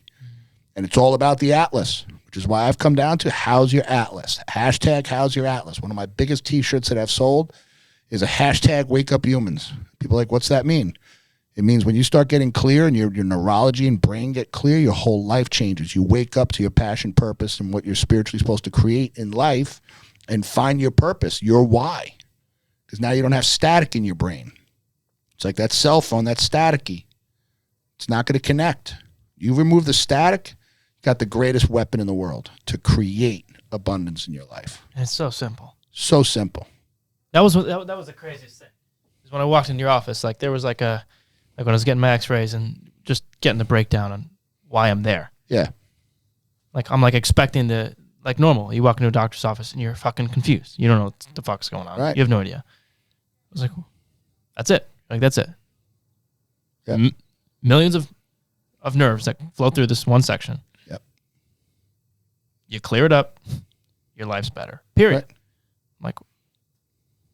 I don't know. To me, it's if crazy. people Googled autonomic nervous system, a poster, ANS, autonomic nervous system poster, and there's a picture of a side of a person, a spine, with the spinal cord and the peripheral nerves, the nerves coming off of it. So it's like it's like the main train station, and then the subway's coming off to your heart, your liver, your kidneys, your testicles, everything, glands, your brain. It's all controlled through the nervous system. And if people could look at that one chart, and I have that poster over my men's urinal at my office, and it's circling the nerves that control what people are doing at that moment, peeing. And it says if these nerves weren't working right now, you wouldn't be doing what you're doing. You wouldn't be able to do what you were doing if those nerves were chopped off or they were interfered with. People walk out of there usually the first, second time like, that's brilliant. I get it. It controls everything. So people just have to look at that poster and go, okay, what am I doing to take care of that system? Right. And then the brainstem, what the Atlas protects, is where it's Grand Central Station. It's where every nerve in your body starts. It controls everything, which is why Christopher Reeve, Superman, when he damaged that, his entire life changed overnight. So people get hit in the head with a baseball, or they fall off a chair and hit their head when they're younger, and that bone slips a little bit and slowly putting pressure, and those nerves aren't communicating properly. Over time, we just start to deteriorate. And we don't know it until we wake up with a symptom. And when we have a symptom, someone gives us something to shut the symptom off. You know, it's like taking the battery out of your fire alarm. Well, you didn't put the fire out. You didn't put the cause of the problem out. You didn't take care of the cause of the problem. So people are waking up to that principle, and they're getting it. You know, and people are getting healthier, stronger, more clarity. Yeah. Neurologically more balanced. It's amazing to watch. Again, if you guys haven't read the book, read the fucking book. Wake Up Humans. It's on Amazon. To me, it's like at least emotionally, it like you explaining it. It doesn't hit as hard as the story about your brother. Yeah. And the stories in the book, it's tremendously sad story. What happened at the practice that day, and then the terrible spiral that it led down. If you could give just a quick breakdown of the story, and then just for the people listening, and then how it impacted your career, because I kind of a tangent, but I really wanted to touch on that today because it was one of the big things that I didn't have any idea about. So I just want you to break that down for people. So I think what people have to realize is my relationship with my brother and the depth of it. So, you know, my parents went through a pretty bad divorce. So it was like me, my brother, and sister. We had to like team up. How old were you? The divorce took years. So I was a freshman in high school by the time it was finalized. Okay. And when I was a freshman in high school, my brother went off to college. So we were like survivors in our own little way. You know, we had to come together, and Ronnie was the strength. Like, he was a strong young man, and he was an amazing athlete, amazing student, spoke 3 fluent languages, went to University of Pennsylvania, Ivy League, played baseball and football, which is amazing. It's insane. Right? Pitched a no-hitter against Yale. He was doing good, crushing it in school. Fast forward, football practice, he gets hit the wrong way. They're doing open field tackling drills, and they were far away from each other, and he caught his neck the wrong way. Ended up, I think he was unconscious, ended up in the hospital. X-rays, MRIs, CAT scans. They're like, everything is negative. He got lucky, but he'll never play football again. Kumbaya, everyone's happy. All of a sudden, he started changing. He wasn't the same person anymore. His grades started dropping. He couldn't focus. Couldn't remember his languages. He was fluent in 3 different languages. Started going out. Started getting in trouble. Wasn't able to sleep. Started drinking, trying to kind of self-medicate. And long story short, he just got on a train one day and came home. And it was like looking into the eyes of a different person. It wasn't him. Wasn't him. Like, he was mentally a different human being. So my parents took him to Cornell Medical, which was like the top, psychiatric in the state of New York. And they did a 5-hour, I'll never forget, 5-hour workup on him. And the doctor came out and said, there's nothing wrong with this kid. Get him back to college. You don't want to waste an Ivy League education. So My parents did that. Put him on a train, sent him back. He got off the train in South Philly, challenged a gang to a fight. The head of the gang said, leave him alone, and called the cops. And then that ultimately landed him in a psychiatric hospital where he never got out. It was like, this kid is psychologically fucked up. Drugs, medications, hundreds of different medications. He's still alive today. Lives in a halfway house. Overly medicated. Fucks up your brain. There's like no return with what they've done. I end up in chiropractic school by accident. And I start learning about this place called Clearview Sanitarium years ago, which was a chiropractic psychiatric hospital where people would get into car accidents and have head and neck injuries, and they would start adjusting them, and they would get better. And I was like, shit, how come I never learned about this? And that became my mission, was to reach those people. You know, I wasn't the smartest one in my class, but I had the biggest vision. So there was tests that I would fail by a point, have to retake them. I'd pull all-nighters because I had my outcome. I had my why, that I wasn't going to quit. I wasn't going to fail. And I took a couple classes over again because I failed them. I had to take boards over again because I failed them. And I could have quit. And that was after your advisor told you. Oh, when I decided to be a chiropractor, my advisor in college threw me out. That's a great... He pulled out the career development class that I took with that woman and her husband.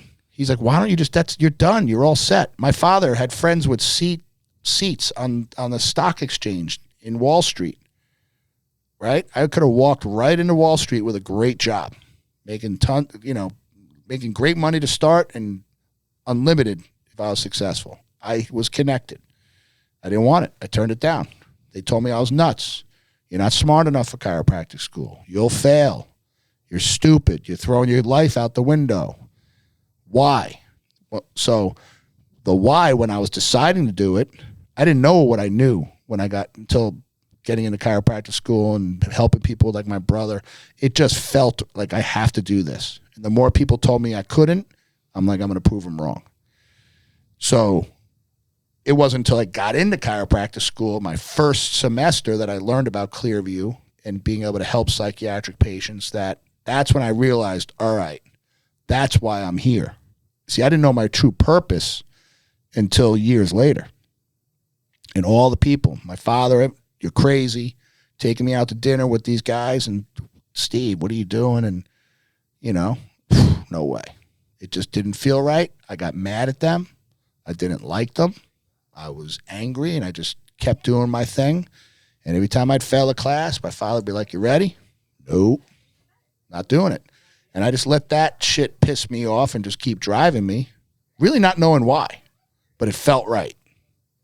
And I just knew it was like a burning desire. And I knew I got to do this.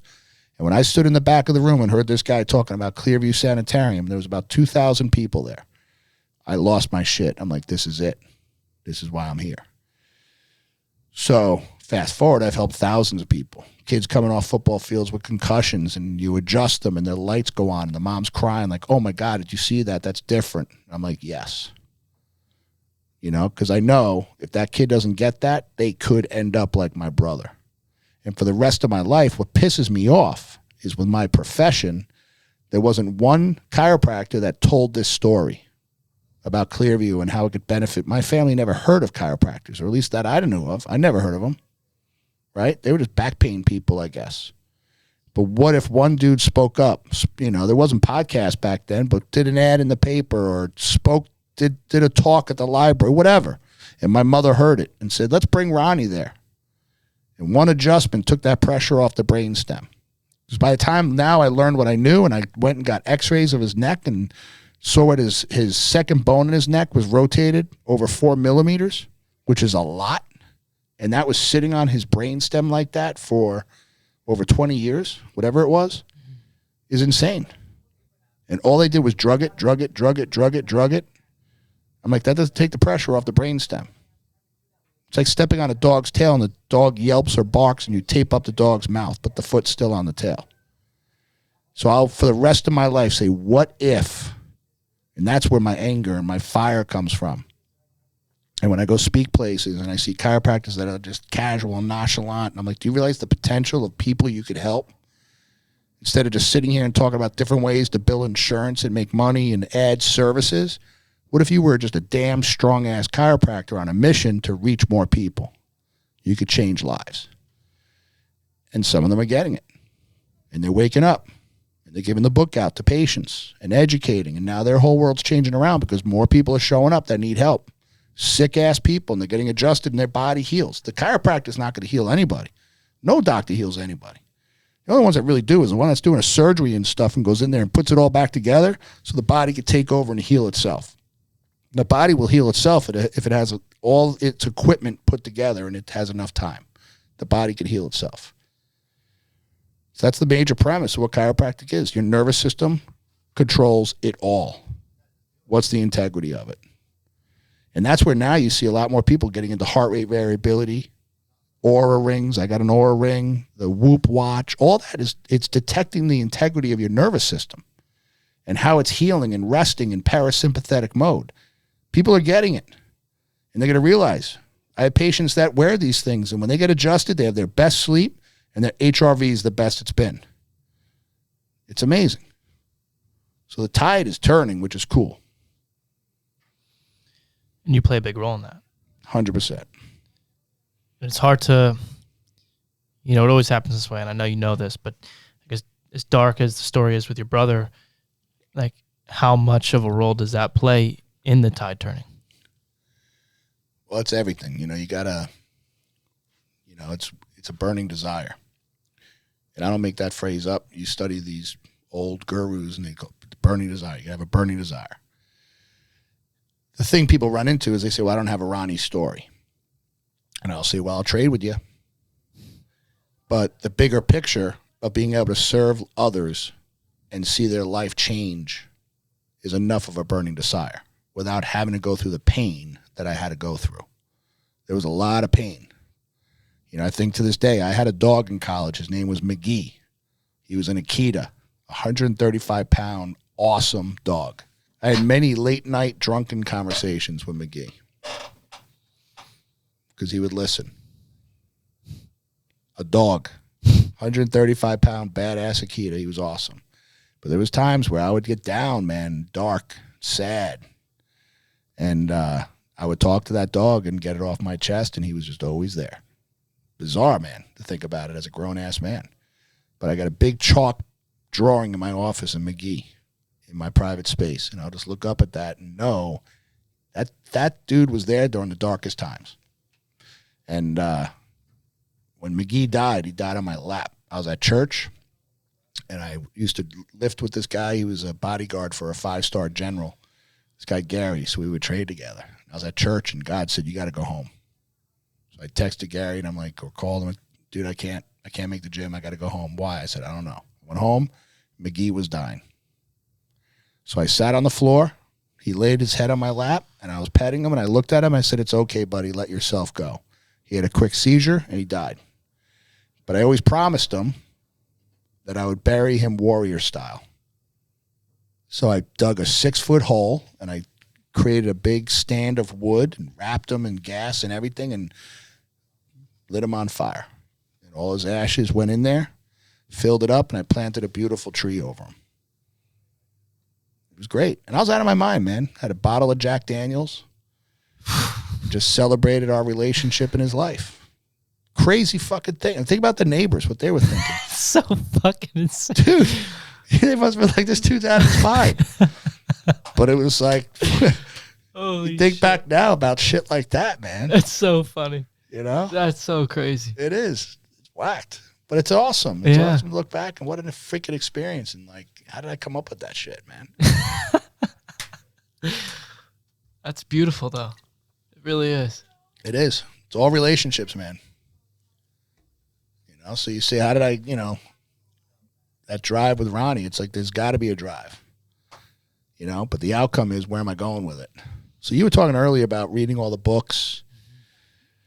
It's one thing to sit there and read and get lost in the podcasts and Instagram and the reels and TikTok and sit there all night. Mm-hmm. But you got to wake up and work. It's good to dream, but you got to wake up and do it. Yep. You can't just lay in bed and dream and dream and dream. The weeds aren't getting out of the garden unless you get your ass down there and pull them out. Right. Now, what do you want to plant there? Right. And that's where people miss it. You know, they're doing too much research and little work. Like, do it and freaking fail. We've all heard the stories of Edison found 1,000 ways on how electricity doesn't work. Yep. Took that one time. Right. You take that one video that you make, and people watch it, and your shit blows up, and you got a million followers. Right. You know? Yeah. Mental masturbation's real. Yeah. And with the way things are edited now, and Yep. the music and AI, like the way that everything just rolls, Yep. like it's so easy to get caught, and like, Oh, yeah. you feel like it gives you, technology is so strong that it can give you the feelings of progress of just listening to something, just Right. having the conversation or listening to the podcast. And so Right. you're sitting there and you're engulfed in the flame of self-improvement, but you're sitting there in your Cheeto dust. Yep. And so Yep. what would you say about that? Like, you know, how do you combat that? It comes back to the yellow legal pad, man. What do you want? And just laying there all night, is that helping you? Because it's okay to lay there all night and get ideas and then create action steps. Yeah. Right? But if you're just laying there being, you know, at some point, and I've been there, it's almost like you're in a coma and you don't even know what you're watching. I mean, I've fallen asleep and woken back up and keep going. And I'm like, dude, what are you doing? Right? Because I like to call it my dumb time. You know, everyone talks about, well, what's your morning routine and what are you doing? And I'm in bed there's times where I like to I'll watch, my buddy Bride will send me stupid videos and I'll go down that rabbit hole. Yeah. Just let my brain detach. Yeah. I ain't perfect. I don't need to be like the guru. I'm like, let me just let me chill for a little bit. Yeah. You know, and I'll watch stupid stuff and then you realize I don't even know what I'm watching anymore. It's like a glass comes over you and I laugh at myself but I got the yellow legal pads that's got my action steps and what I'm doing this month. And when I watch my mornings where I watch my really important stuff, that is driving me towards those outcomes, you know, but you can't be that all the time. You got to detach and I call it my dumb time. Yeah. And just chill. Because otherwise your brain's just going to fry. Yeah. That's what I feel like life's kicking me in the ass to put me into that balance. Like I remember my sophomore year of college, I made this is stupid looking back on it. I made an oath to myself I wasn't going to listen to music anymore. If I had time to listen to music, there's a podcast on or a seminar or something. And then I got to the point where I realized I wasn't listening to anything. Like all these there was new podcasts dropped, like Joe Rogan interviewed Jordan Peterson, and it was just, there was crazy knowledge being dropped that if I was present for, I would have heard it. Right. But I was so fucking anal about just more. Like you can do more than this. You can as if David Goggins was just sitting on my ass, not realizing that David Goggins takes half his day to chill. Yeah. But he gets after it when he gets after it. Yeah. And so the mental masturbation gets you to the point where you can go so hard on it that you're not actually hearing anything. And but it's great. It's great you did that though. You know, I still don't read the newspapers. No. I don't really watch TV. Me neither. You know, I can't say I don't watch TV because I'll sit there and watch a Netflix or, you know, we watched the football games, this weekend, great games. So I can't be the guy to say I don't watch TV, but I don't. I mean, I don't have I couldn't even tell you what shows are on there. Yeah. Because I'll watch, you know, back in the day was your reading. We didn't have all this stuff back in the day. Right. I had cassettes and books, and I didn't watch TV for 6 solid years or read a paper. It was all cassettes. Yeah. And I had hundreds and hundreds and hundreds of books that I read. Yeah. And I'll never forget when we first met her, and I was living with my mom still. And because I had just graduated school, my mom had a stroke. I moved in with her to help her out, and I was living upstairs. And Tammy came over, and she came upstairs, and she was like, "Holy shit!" There was books everywhere and cassettes, and you know, I was a freaking Einstein in there, just building myself. Yeah. But it gets to the point where you can only read and hear and listen so much. You got to do shit. You got to make the decision. I had to make a decision. Where was I going to live? Where am I going to start? Because once you start, I'm done. I knew I was locked in. And then just the journey of the universe led us there. So it was, you know, but I was prepared because I did all that shit and read all the books and I knew what I wanted. I really knew what I wanted in most facets of my life. And I say most because I didn't know all facets. Right. But but the work was put in, and the drive was there, and we just weren't going to fail. Yeah. I can't help but keep thinking about the fact that like I think like with you specifically, the thought that resonates with me the hardest is like the day, you probably don't even remember this, we were at your beach house and we're sitting there and it's me, Alex, and Brennan, and we're talking about David Goggins, and I was like, you guys are fucking stupid. Like, they're like, he's running on broken feet. What the hell? And they're making fun of me. And then I don't know, I don't even remember what you said, but I was like, he resonates with it. I was like, he gets it. Like, you get it. And I was like, oh shit. It's because I've done the work. Like, I was wringing out the fucking rag every day and they weren't. Right. And it's not that I'm better than them. Right. But it was that it's impossible for them to understand. They don't know. It's impossible for them to get the answers. Right. Impossible. Right. And I attracted that level into my life through doing. Right. Not through listening to the Goggins podcast 100 times. Right. And so, if nothing else, it's the faith that you need to have within yourself that if you just keep doing it, the answers will come. Right. Because you'll be ready for the answers. Right. Not because you ask the right questions. Right. Because you can always ask the right questions. Yep. Just because you ask the right questions doesn't mean you're not going to be 300 pounds. Right.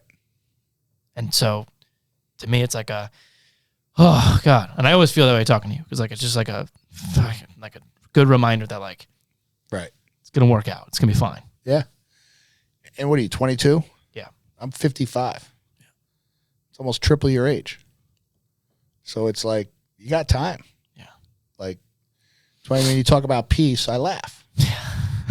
You got peace. Like, define peace. Yeah. You know, I got tons of peace, yeah. But then there's a lot of unrest because there's stuff to do. You know, and listen, the more you succeed and gain, the more you got to lose. Right now, you got really nothing to lose. Nothing. Maybe a car. Nothing.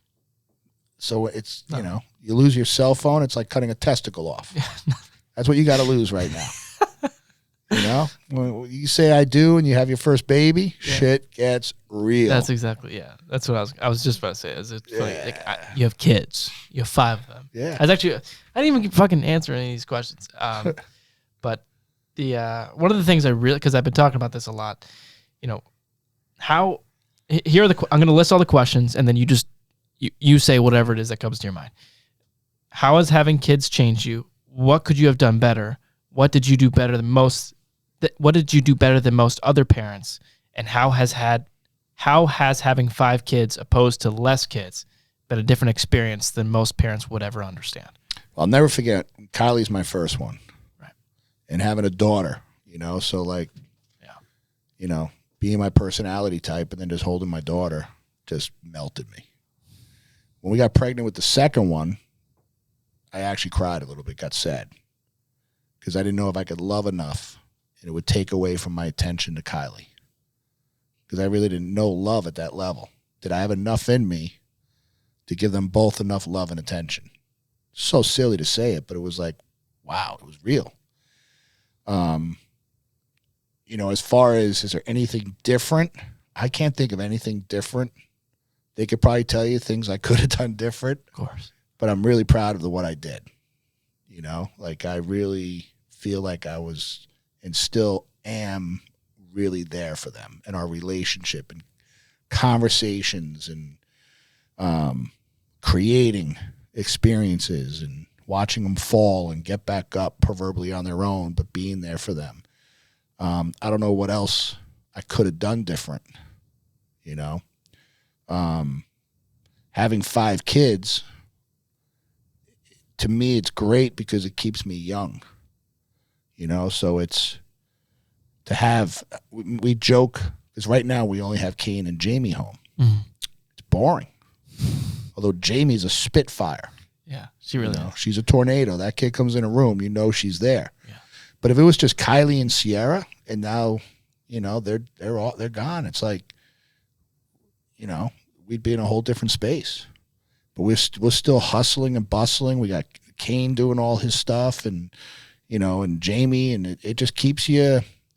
You know, one of my buddies came to visit this past weekend, and he's in his 60s. And I said, "Hey, pal, I'm gonna have you stay at my mother-in-law's house. It's a lot quieter." My house, I had all the kids home for Thanksgiving. Kylie had her dog there, so we had 4 dogs, and it's just busy. And I know, out of respect for him, how he gets. Like, he needs his. So when he came to the house, and it was the dogs are barking and they're running around, and the puppy, we have a puppy, jumped over the couch, and then he's walking. He's like, oh, him and his wife walked in, like, and then we went out to the patio. We sat down, and Jamie came out, and she's talking, and then Tammy's talking. We're making plans for the football game, and he goes, bro, it's a lot of moving parts. Yeah. Were his exact words. It's a lot of moving parts. And I smiled and I said, I love it. It's beautiful. Because it creates movement. It creates motion. It creates emotion. It stops you from being stagnant. You know, you got to keep going and adapting. And you get tired? Absolutely. Like, there's days you're just like, I got to be alone? Yeah. There's times when me and Tammy just go away together? Yes. But the other beauty is they all take care of each other. That's what I was going to ask you about. Oh, my God, man. They're like, I had one of my favorite pictures just came up after Kane's football game. Yeah. The thing is, whoever comes and visits, we all take a selfie and everyone takes a picture. And so this is the first game where all his sisters have been there in a while. And it was a great game. Like, it was a killer game. So the routine is we go down by the field and all the players come off, and there's hundreds of people there trying to get to the players and slap them 5. It's a pretty big deal. That's so cool. So my mother-in-law, who's like 4 feet tall, gets in the front, and Kane comes off, and she's the first one that gets a hug. It was next Tammy, but now he's got a girlfriend. So she slides in there now the past couple games, and he gives her a hug, and he gets the now I'm getting pushed back, and he's making his way, and it's the hugs. But this past Friday, it was all his sisters.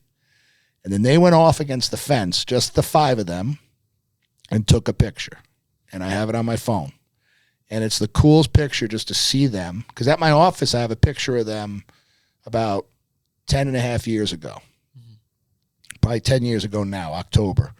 And they're young, right? And now I've got that picture. Is it the one at the Cove? That's the one at the Cove on the left side there. Yeah. And then I've got the one that they just took the other night. And I'm like, man. And just all their smiles and their true love for each other. You could feel it in the picture and see it. It's really neat. I mean, it's a picture that I'll probably get framed, and I'll probably blow it up, put it on the office wall. And I do it for me. I'm not doing it for anyone else there. I'm doing it to check that out. I'm doing it to remind me of all the choices I've made over the past 40 years. That's beautiful. Right? I mean, he just got off the football field. Look at that smile. With his sisters. That's beautiful. And it just shows you the relationship and the energy at that moment that they have for each other. That's everything. It's everything, bro. So as a parent, you know, for me to wake up 22 years later after my first child and see them, I know when I die, they got each other. Yeah. When I'm done, they'll be sad. They're going to have a ton of memories. They'll have a bunch of quotes. They'll make fun of me. There'll be great conversations, but they'll always have each other. And they're all solid. They're all strong in many different ways. They still all connect in many different ways. And Jamie, the youngest one, busts everyone's chops and creates stuff, whatever. But you can tell they're all, like, solid. So when you say any regrets, I'm like, I don't know, man. What could I have done better there? Look at that. You know? And then to wake up one day in the middle of COVID, and we had it made up here. Beautiful home, everything. And we all look at each other and say, we're going to move. And every kid was said, yep. There wasn't one tear. They just knew it was the right thing to do. There was, can't say there was no fear, but they didn't express it to me. Of course. You know, Kane and Brooke, you know, Kane was going into 8th grade. She was going into 11th grade. Pick it up and leaving within a month. We had the conversation, sold the house 3 weeks later. They finished up their sports in the summer. Gone. Kick ass, man. Gone. He literally got off the plane and started football practice in August, because that's when they start down there. We had to get him down there, and just jumped right into it. Not one flipping complaint. That's fucking badass. Badass, bro. Like, when you sit and really think about what they did, they don't realize it yet. They may hear this someday and go, wow, shit, he's right. They don't Or when they understand. have kids. There's no way they understand. You know, we moved from, 6,000 square foot house where everyone had their own room to we bought a little ranch, gutted it, and they all slept on top of each other. It was awesome. It was it was a 3-bedroom. We created a little storage room, and we threw a mattress in there. We cleaned it up, and that's where Kane slept. Shared the bathroom with me and Tammy. Like, talking it right now is insane to think about it. But we weren't hard up. We had to make a decision on what we wanted for our family and what we stood for, our principles. And it meant just cutting the ties. But it's turned out to be a flipping blessing. That's so beautiful, man. And it is. It's beautiful. See, I want that. So you just got to know how to create it. It's funny. I feel like I always said it in a flippant way. But ever since my senior year of high school, definitely being impacted by witnessing your family dynamic as crazy but it sounds so cliche to say, it's like a beautiful crazy. Oh yeah. Like, I want that. I always say our house is organized chaos. Yeah. Organized chaos. You're always going to have a pile of laundry in a corner somewhere. Yeah. You're always going to have a dog doing something. There's always that young kid jumping around doing something. Yeah. There may be a little argument stirring up, always between Kane and Jamie, but that's toned down a bit. But it's now you're adding boyfriends. Now you're adding girlfriends. Yeah. Now we're thinking, someday grandchildren. You blink, man. You blink. I mean, anyone listening to this, if you're 22 years old, you're going to wake up someday by the grace of God and be 30. And you want to say, I did it, instead of I should have. And then you're going to be 40. Then you're going to be 50. By the time you're 50, there's no turning back. Like, you can't go back and, like, what would I go back and change? I don't think I would. I don't know. Maybe an hour from now I'll go, yeah, maybe this. Mm-hmm. I'm pretty damn happy and peaceful with where we're at. It's brilliant. And these kids are kick-ass kids, man. I'm proud of them. And, I always tell them they should be super proud of themselves, because that's what's most important. But me and Tammy are freaking proud of them. You know what made me write that question down was actually that, and I haven't spent that much time around your kids. We didn't really have that many mutual friends, et cetera. Yep. But I spent enough time with your family to know that I've never, because one thing that I've been very, very acutely aware of within anybody, like old, young, doesn't matter, is how often do they complain about their parents? What do they say about their parents? It's just been something I've always been very, very acutely aware of from my upbringing. Right. I've never once heard a complaint out of any of your kids' mouths about you or anybody in the family. Normal bickering, fighting, whatever. Yeah. Different. I've never heard a complaint. Yeah. No, never. Yeah. To me, it's like, holy shit. And there's 5 kids there. Yeah. That's a crazy house. There's a lot that could go wrong. With your energy. Yep. With your wife's energy. Yep. Like, it's beautiful. There's so much energy. There's people that can't hang out with us. Yeah. We didn't get invited to a lot of places. Of course. Because we roll deep. I don't blame them. People have parties and stuff. Bring the kids, except you guys. Yeah. And we get it. Right. There was no emotion attached to it. Mm-hmm. We roll in, we roll deep, and my kids have energy. And especially you had Kane as a little kid, shit was going down. Yeah. Something was going to happen. Something's going to break, or he's going to climb a tree, or some kid's going to come in crying. That was just his energy. Yeah. So we had to really just, have a good system and be on top of it. It's fun stuff, man. That's crazy. Yeah. How do you, this is such a broad question, but how do you balance all, genuine thought that I had as you're describing everything and your whole family dynamic and the organized chaos? Like it doesn't, my honest thought was like, that's not real. How do you balance everything you do with the businesses and now flying back and forth, your whole life with all that? How does that even, what the hell? Do you know what I mean? Priorities, right? So I had to know my priorities. And, as I was getting bigger in the chiropractic world, and my office was getting bigger, I had goals. And, I could have been the biggest high volume office in the history of chiropractic. Mm-hmm. But the people that I wanted to pass that were doing that I saw were doing that, most of them had to give up something, and it was usually their marriage and their kids. Because they couldn't, you can't can't divide and conquer your energy that much. Or at least I didn't have the proper systems to do it. Because I see things a little differently now. Because I was by myself. I didn't have associate doctors. So I had to make the decision that my family, my legacy wasn't my chiropractic name. It was my daddy name. It was my kids. That's the legacy I wanted to live. Instead of going down as the biggest name ever in chiropractic, it had to be, I want to be the best dad I could be. Because the outcome is, I knew with these babies, I was releasing them to a whole world. And I'm preparing them for battle. Their own little battles. Their war. Their life. And I don't want them to suck. And I want them to be able to endure struggle, fear, pain, failure, and develop a mindset of thinking big, abundance, and never quitting. And giving them tools to do that. And it's not over. They're young, but they're doing great. You know? And they're kids of faith. Maybe not 100% where I think they can be, but they will be, and they're heading in the right direction. They're strong.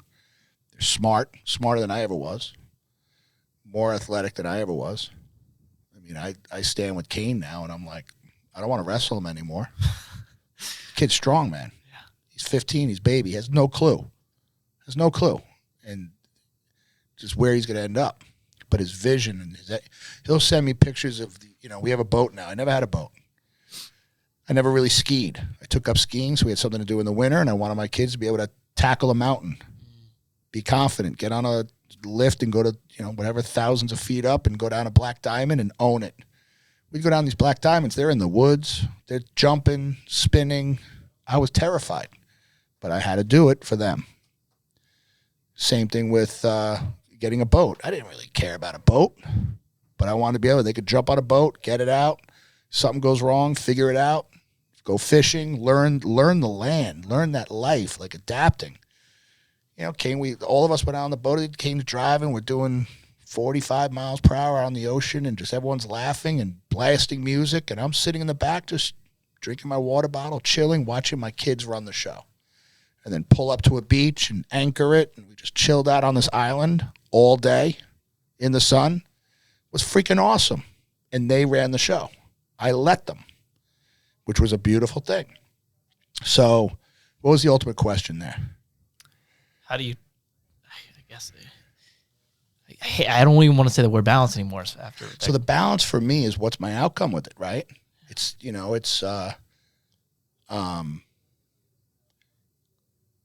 making it all work for them and creating it all for them and making sure we just got to do what you got to do.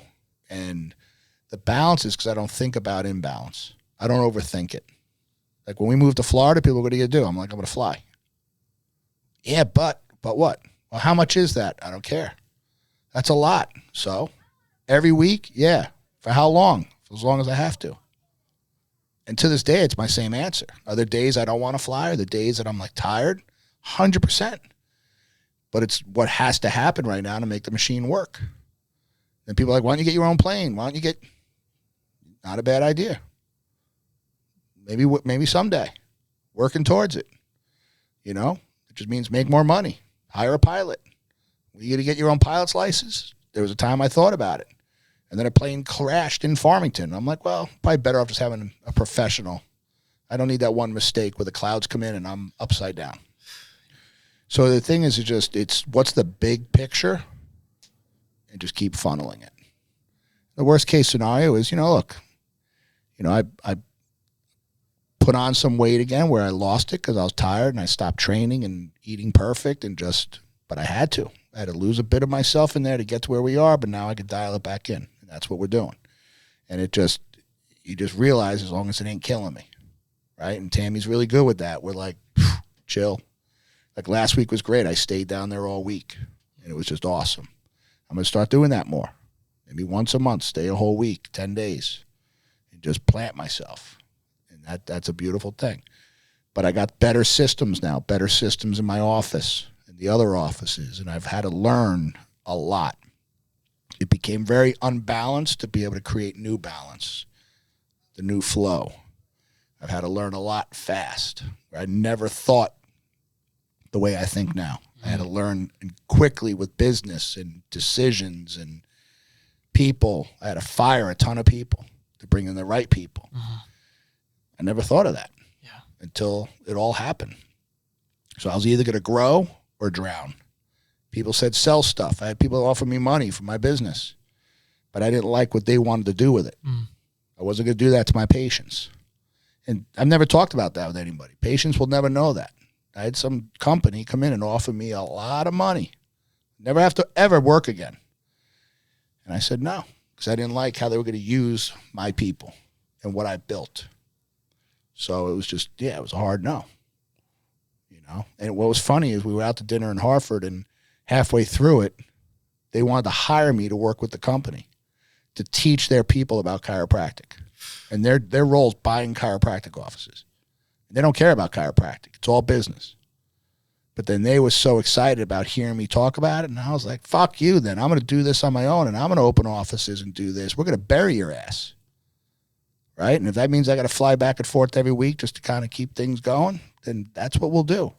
But I'm not going to just, take the bait and just take care of myself and run. That's selfish. So, and what they were offering me with the vision, I'll tenfold that. Yeah.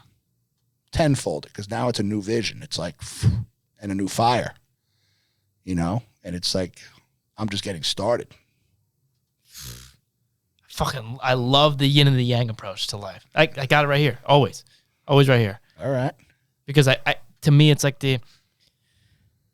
if I want to have, my goal is not my goal. My standard is I'm not going to have a child until I'm worth at least $1 million.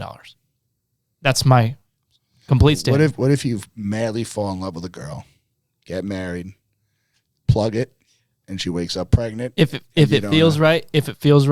Remember, love is always bigger than the money. Of course. I really like the yin and yang approach, because I want to, like, as I was saying, I want to,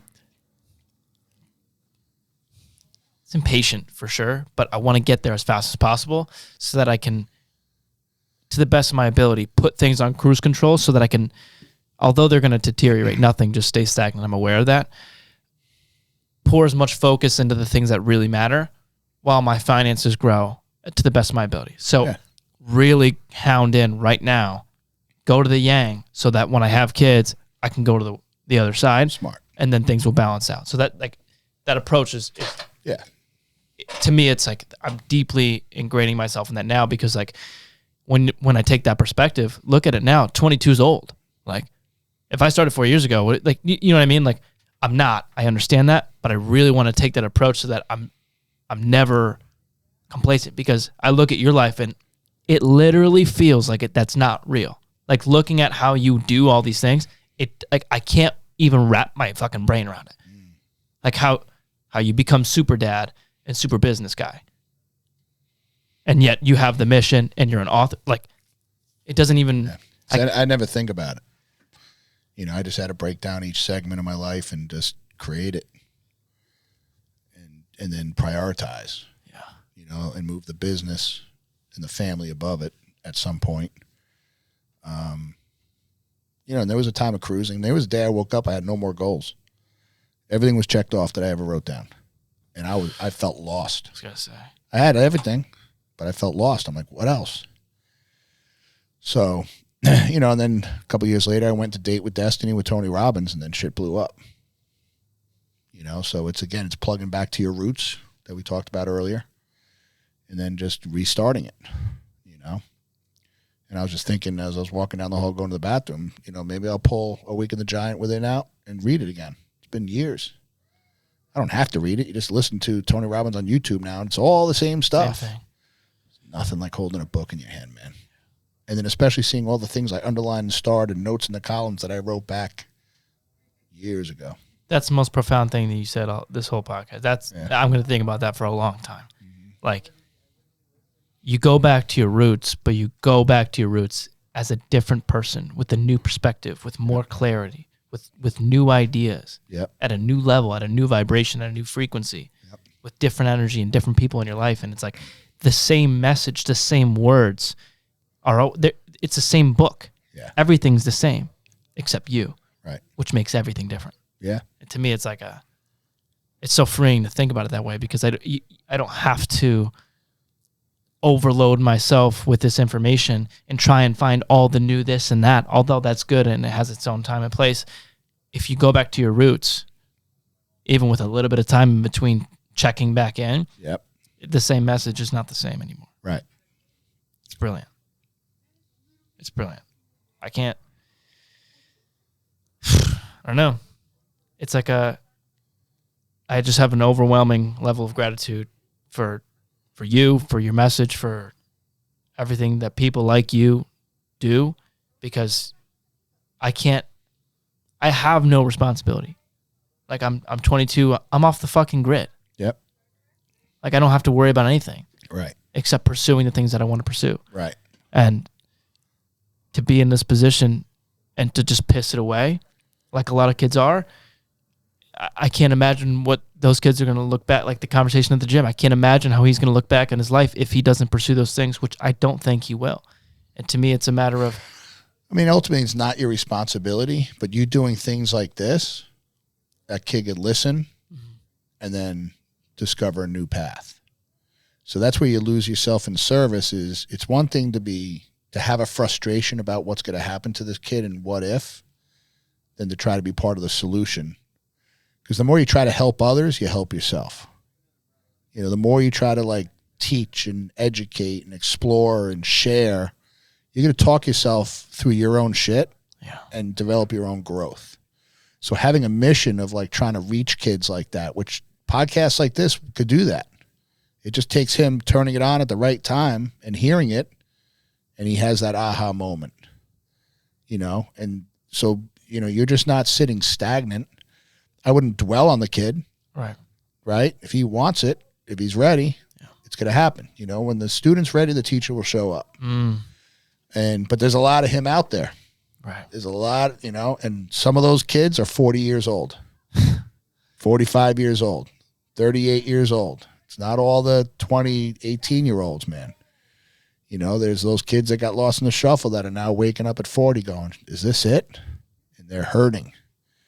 And those are the ones that I want to scoop up and help, you know, and try to, you know, show them a way. And that's kind of become one of my new paths now. And it doesn't matter their walk of life. It's all the same principle. They don't have to all be chiropractors. I mean, I thought I would stay in the chiropractic lane. You know, I got to do it. It's a plumber right now that I'm helping out. And it's fun. It's a great journey and experience, but it empowers me more and makes me peaceful to be able to help others. And that's what all of our journey should be, is how do I add value to other people's lives? And then picking that road. There's so many ways to do it. It's brilliant. I'm going to wrap it up with this one question, although I got to literally probably two of them. And you kind of touched on this earlier, talking about how you're not really a proponent of do these exact things, and this is exactly what your morning routine looks like. When you were touching on the whole balance thing and how it's just completely subjective.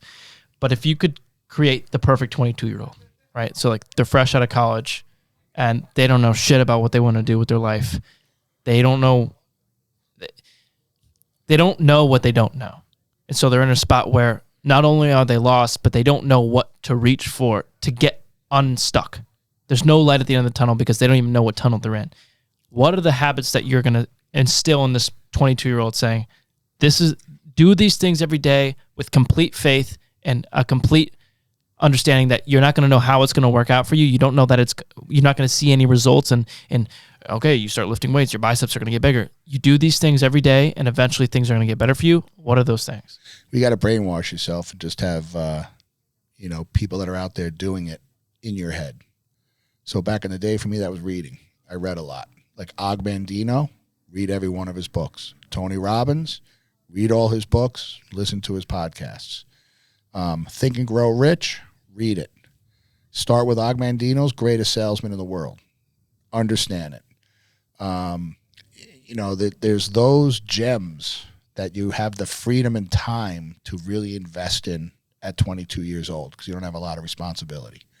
Work, make your own money. Start learning about money. Invest some money, even if it's $100 a month. Open a Vanguard account and just start. Build that muscle now. That money will be worth a couple million down the road if you start now.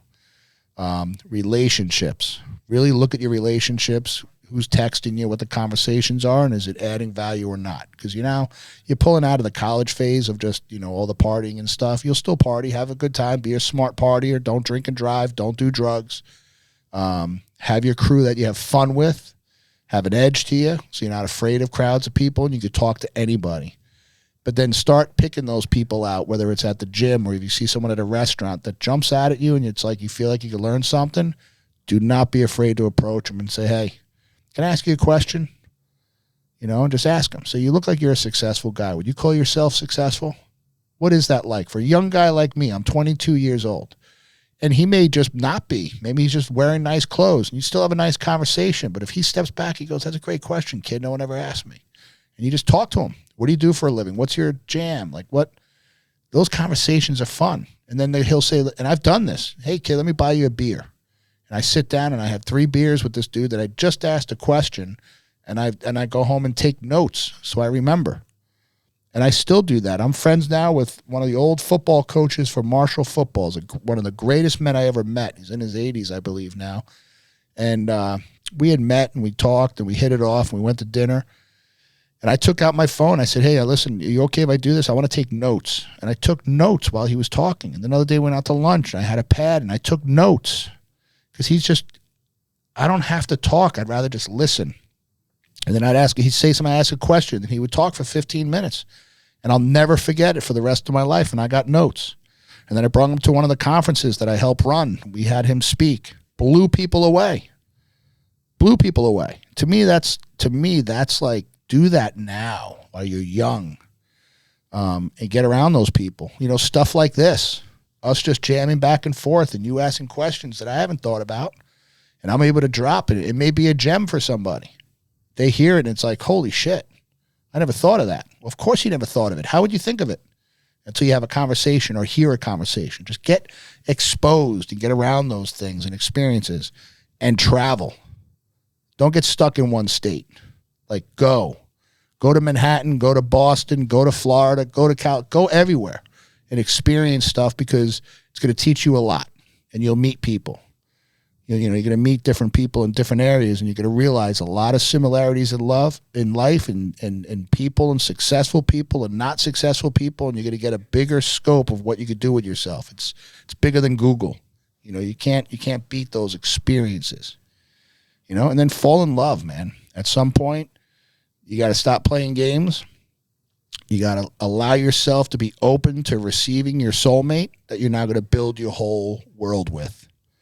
And, I wanted to do it before I had money because I didn't want someone who was just chasing the money. I wanted someone that was there for the grind, and we built it together. And now we can look back and laugh like, holy cow, remember when we did this? Remember we didn't have the money to do that? We didn't. And you do it. So at 22, it's just now doing all that and building that vision.